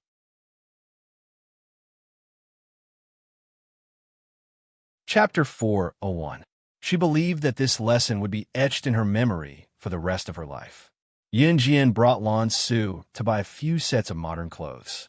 Lan Su's black outfit that resembled an ancient costume was too eye-catching on the streets. There were not many actors in this era, and movies were not as popular as they were now. After all, it was rare to see a television set at home in 1998, let alone a color TV. Back then, the average monthly income of a citizen was only a few hundred yuan, and a TV set would cost at least a few thousand yuan to buy. Some people had to save up their salary for about half a year before they could buy a color TV set. Of course, no one was dumb enough to save up their salary without eating or drinking for a few months just to buy a color TV. After all, food, shelter, and transportation were the most basic survival principles under the premise of enjoying entertainment. Therefore, Lan Su's getup looked like a lunatic to others. Not many people would think of Lan Su as an actress. Great sorcerer goddess. Yunjian, where am I staying tonight? Lan Su almost blurted out the words great sorcerer goddess in a moment of carelessness. Since they were on the crowded street, Lan Su was quick to correct herself, so her words were choked in the cradle before she could utter them. Lan Su was older than Yunjian, so she would not call Yunjian Sister Jian. Moreover, Lan Su looked like she was only 16 or 17 years old, but she had lived for at least a few thousand years. Yunjian knew this as well, because Lan Su had admitted it herself. Lan Su had also told Yunjian before that people in Yulong mainland could easily live up to a few thousand years as long as they cultivated. More importantly, There was a sacred spring in Yulong mainland. If humans used the sacred spring to wash away their impurities, they could cultivate like the people of Yulong mainland and live for more than a few thousand years. It was unfortunate that the sacred spring was long gone. Since tens of thousands of years ago, not a single human had stepped foot into the Yulong mainland. Yun Jian and Ce, as well as Ce's subordinates, Adam and Mo's son, broke this record. I'll find someone to arrange a place for you. Yun Jian pursed her lips and said. After she finished speaking, she took out her phone and called Zhang Jifan's new phone. Beep, beep, beep. The phone rang 3 times. Zhang Jifan answered it on time. Hello, Sister Jian. Zhang Jifan's honest, middle-aged voice came from the phone. This thing could actually make a sound? Lan Su couldn't help but take a few more glances. In the Yulong continent, such high-tech products did not exist. However, Lan Su's tolerance was not bad. She had gradually accepted the new technology of the human world. She was just not used to it yet. Arrange a deluxe suite. It must be the best and most comfortable one. Stay there for the long term, Yun Jian said into the phone. Zhang Jifan, who was on the other end of the phone, was stunned before his voice came again. Okay, Sister Jian. Yun Jian hung up. Not long after that, the phone beeped with a message notification. Yun Jian looked up and saw that it was from Zhang Jifan. The address on it was the accommodation he had found. After Yun Jian arranged Lan Su's accommodation and settled her there, she went to Qin Yu's place. Qin Yu's residence was a complete suite with top-notch interior decoration. Qin Yu had saved up quite a lot of money after following Yun Jian all these years. Yun Jian was going to look for Qin Yu this time to tell her. 3 days later, she would return to the Kosho mercenaries with her. Before this, Yun Jian had already contacted Snake. Lizard. 3 days later, she would return to the Kosho mercenaries and eliminate them. Dong. Yun Jian had just knocked on Qin Yu's door when the door was pushed open. Unlocked, Yun Jian went in directly, but just as she opened the door, Yun Jian saw a familiar figure. On the sofa in the living room, Yun Yi was pinning Qin Yu down on the sofa with her elbow propped up, both of them in an extremely awkward position. Yun Jian was speechless.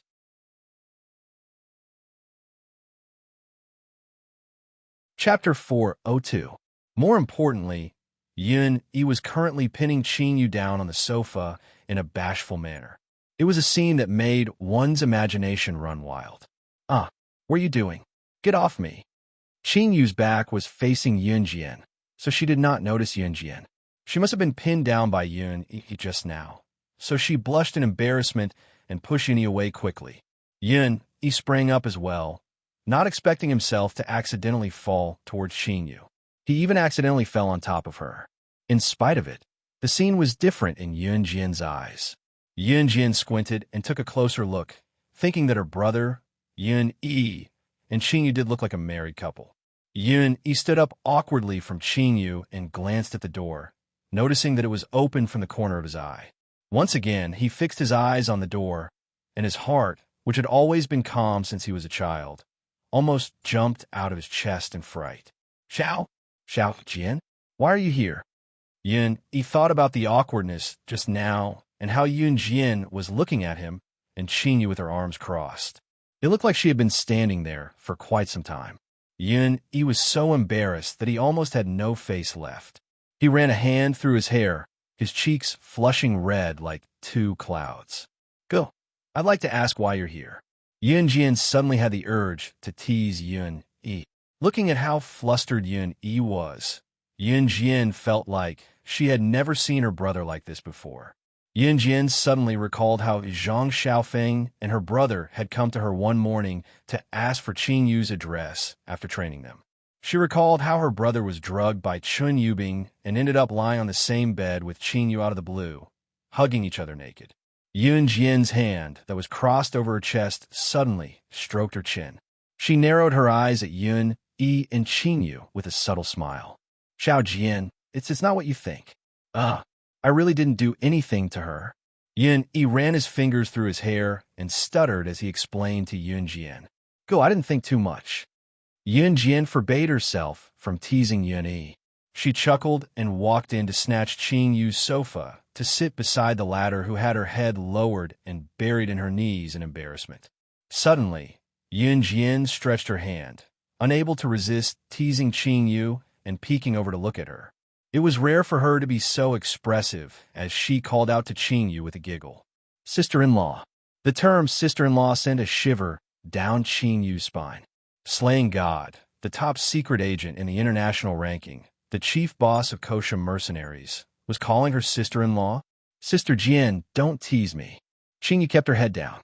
There was a smile on her lips, but her cheeks were flushed. All right, I'll stop teasing you guys. Yun Jian smiled and stood up to turn to look at Qing Yu, telling her, go back with me in 3 days. The destination was none other than the headquarters of Kosha mercenaries. Yun Jian's words made Qing Yu's rosy smile fade as she nodded at Yun Jian. Go back where? Yun, he was baffled. To travel. It's winter break now. I'm bringing my future sister-in-law out to have some fun, but I'm not bringing you, guh. Yun Jian smiled at Yun. Her smile was mesmerizing.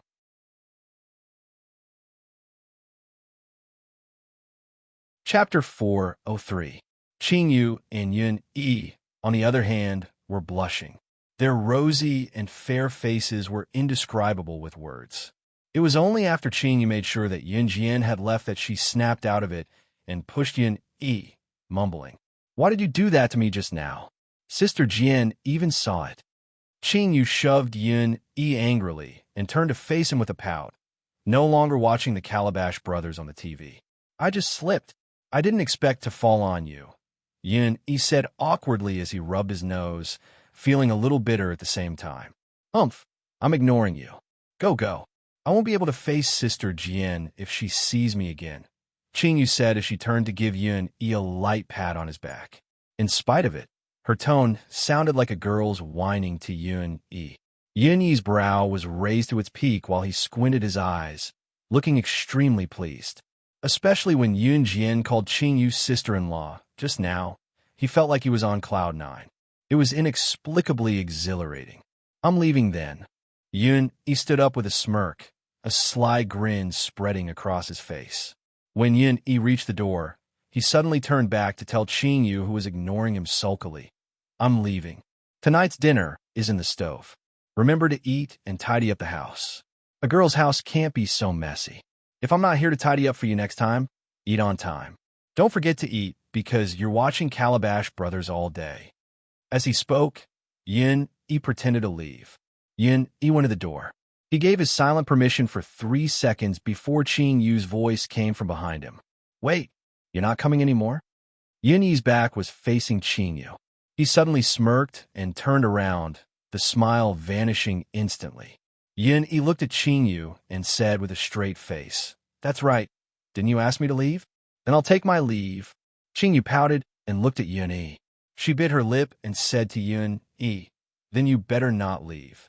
He had been looking for her ever since Yun Yi tidied up her room that day. Qing Yu had been quietly accepting Yun Yi's kindness. Today, Yun Yi had prepared dinner for her and accompanied her to watch Calabash Brothers. She did not expect that he would slip and fall onto the sofa. Coincidentally, Yun Jian, who had suddenly come over, saw the scene. Yun Yi smirked at Qing Yu's words. He already knew this would happen. Yun Yi then walked over to Qing Yu. Yun Jian left Qing Yu's house and went home. It had been a few days since she last saw C.E., and she could not help missing him. In spite of it, he seemed to have returned to the organization because Adam and M.O.'s son were nowhere to be seen. They had probably followed him back. Just as she got home, she saw Qin Yiru.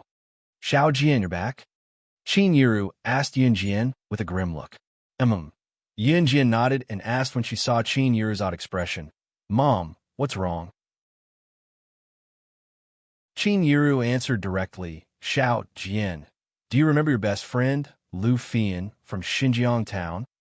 Just now, I ran into a fellow villager from Xinjiang Town when I was shopping at the market. I heard from her that something happened to your friend Lu Fian's family. When her father went to the school to help, he accidentally dropped a long pole from the 3rd floor, and it stabbed a student to death. The student's parents sent her father to jail and forced Fian to drop out of school. They even said that if Fian dared to go back to school in the future, she would pay for her father's life and stab her to death too.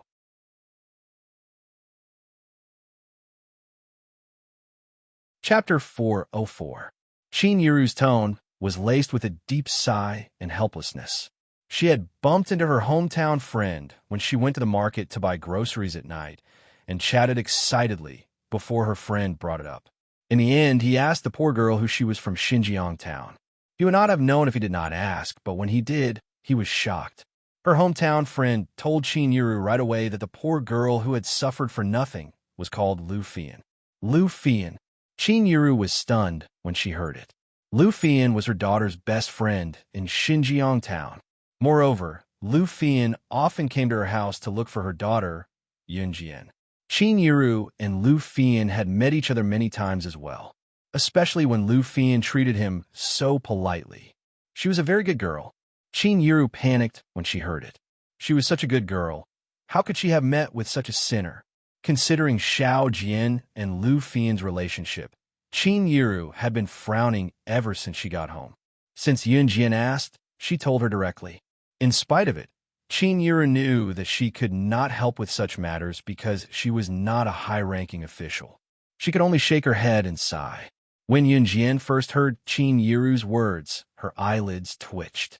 The image of Lu Fian rebutting the teacher for her when she had just been reborn surfaced in Yunjian's mind. There was also the encounter with the cobra in the park. The last thing the silly girl did in her panic was to block the cobra's attack for her. Later on, the girl promised her that they would enroll in the same high school together. Although Yunjian had returned to Xinjiang town to visit Lu Fian, her stay was short. In spite of it, Lu Fian's figure lingered in her mind. Lu Fian was Yunjian's first friend after her rebirth, so it meant a lot to her. Xiao Jian, Xiao Jian, Xiao Jian, what's wrong? Did you hear what Mom said to you? Chin Yiru waved her hand in front of Yunjian's eyes. She thought that Yunjian was stunned by the sudden news, so she quickly asked. Yunjian snapped back to reality. She looked up at Chin Yiru and asked, Nothing. Mom, what did you just say? Xiao Jian, go back to the village tomorrow and check on Fian. Here's 2,000 yuan. Bring it to her too. I'm not capable. I can only help her a little. Chin Yiru pulled out a cowhide envelope out of nowhere and stuffed the bulging envelope into Yunjian's hand. This 2,000 yuan was all of Chin Yiru's salary that she had saved up since she started working. Other than the meager living expenses that she had to spend, Chin Yiru had put almost all of her savings into this leather envelope. This was Chin Yiru's token of appreciation. Yunjian nodded and accepted the envelope.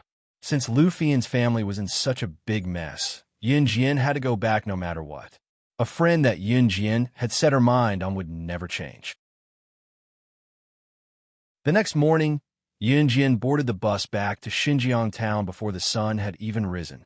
She was carrying a simple backpack. This backpack was already a little shabby. Even the color of the backpack was the kind that couldn't be more faded after being washed. The cowhide envelope that Chin Yiru gave her was in the backpack.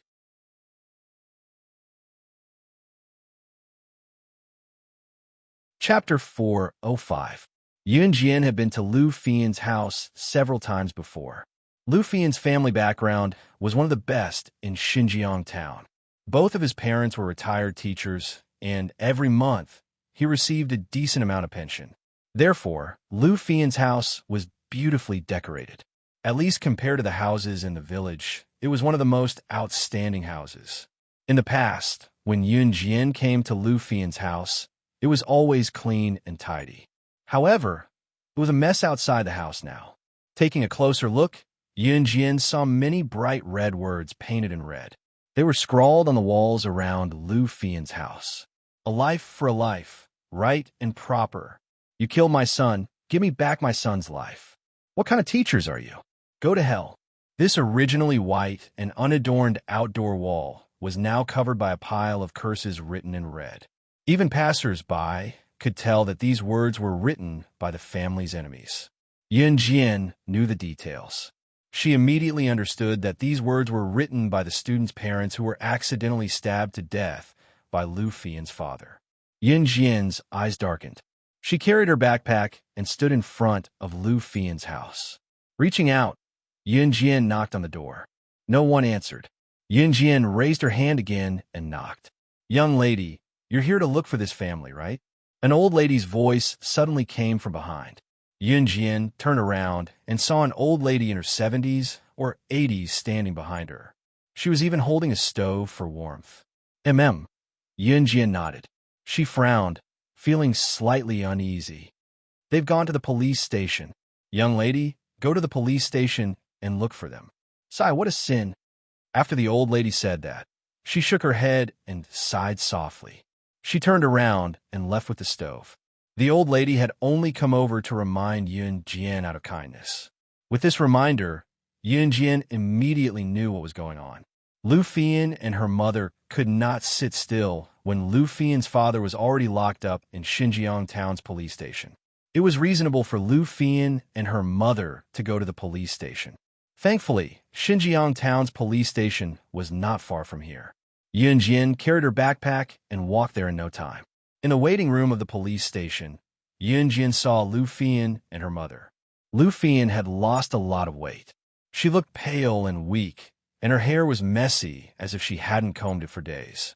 She sat on the chair in the waiting room, staring at the floor in silence with her mother. It wasn't until Yunjian came in front of LV Fian and showed her the shoes that LV Fian raised her head to take a look. Then she saw Yunjian. "Xiao Jian." Lu Fian pressed her pale lips together and called out softly as tears streaked down her cheeks. Yunjian walked over and hugged Lu Fian's frail body. She reached out and patted Lu Fian's back. This was the only way to comfort her. More tears flowed down Lu Fian's cheeks. Her mother, who stood beside her, was like a weeping doll, staring blankly at the floor without a sound. When Lu Fian recovered, Yunjian helped her to a seat far away from her mother. Lu Fian then cried and told her about what she had been through these few days. Lu Fian's father was invited by the principal to help out in school that day. He was a retired teacher after all, and Lu Fian's father was getting on in years. You're tuning into the Romance Rendezvous YouTube channel. We're so grateful for your support, and don't forget to subscribe to join us on this incredible journey through captivating stories. Your generosity through donations truly makes a world of difference, as it's the primary source of revenue that allows me to expand and enhance this channel for you. Thank you from the bottom of my heart for being a part of this adventure.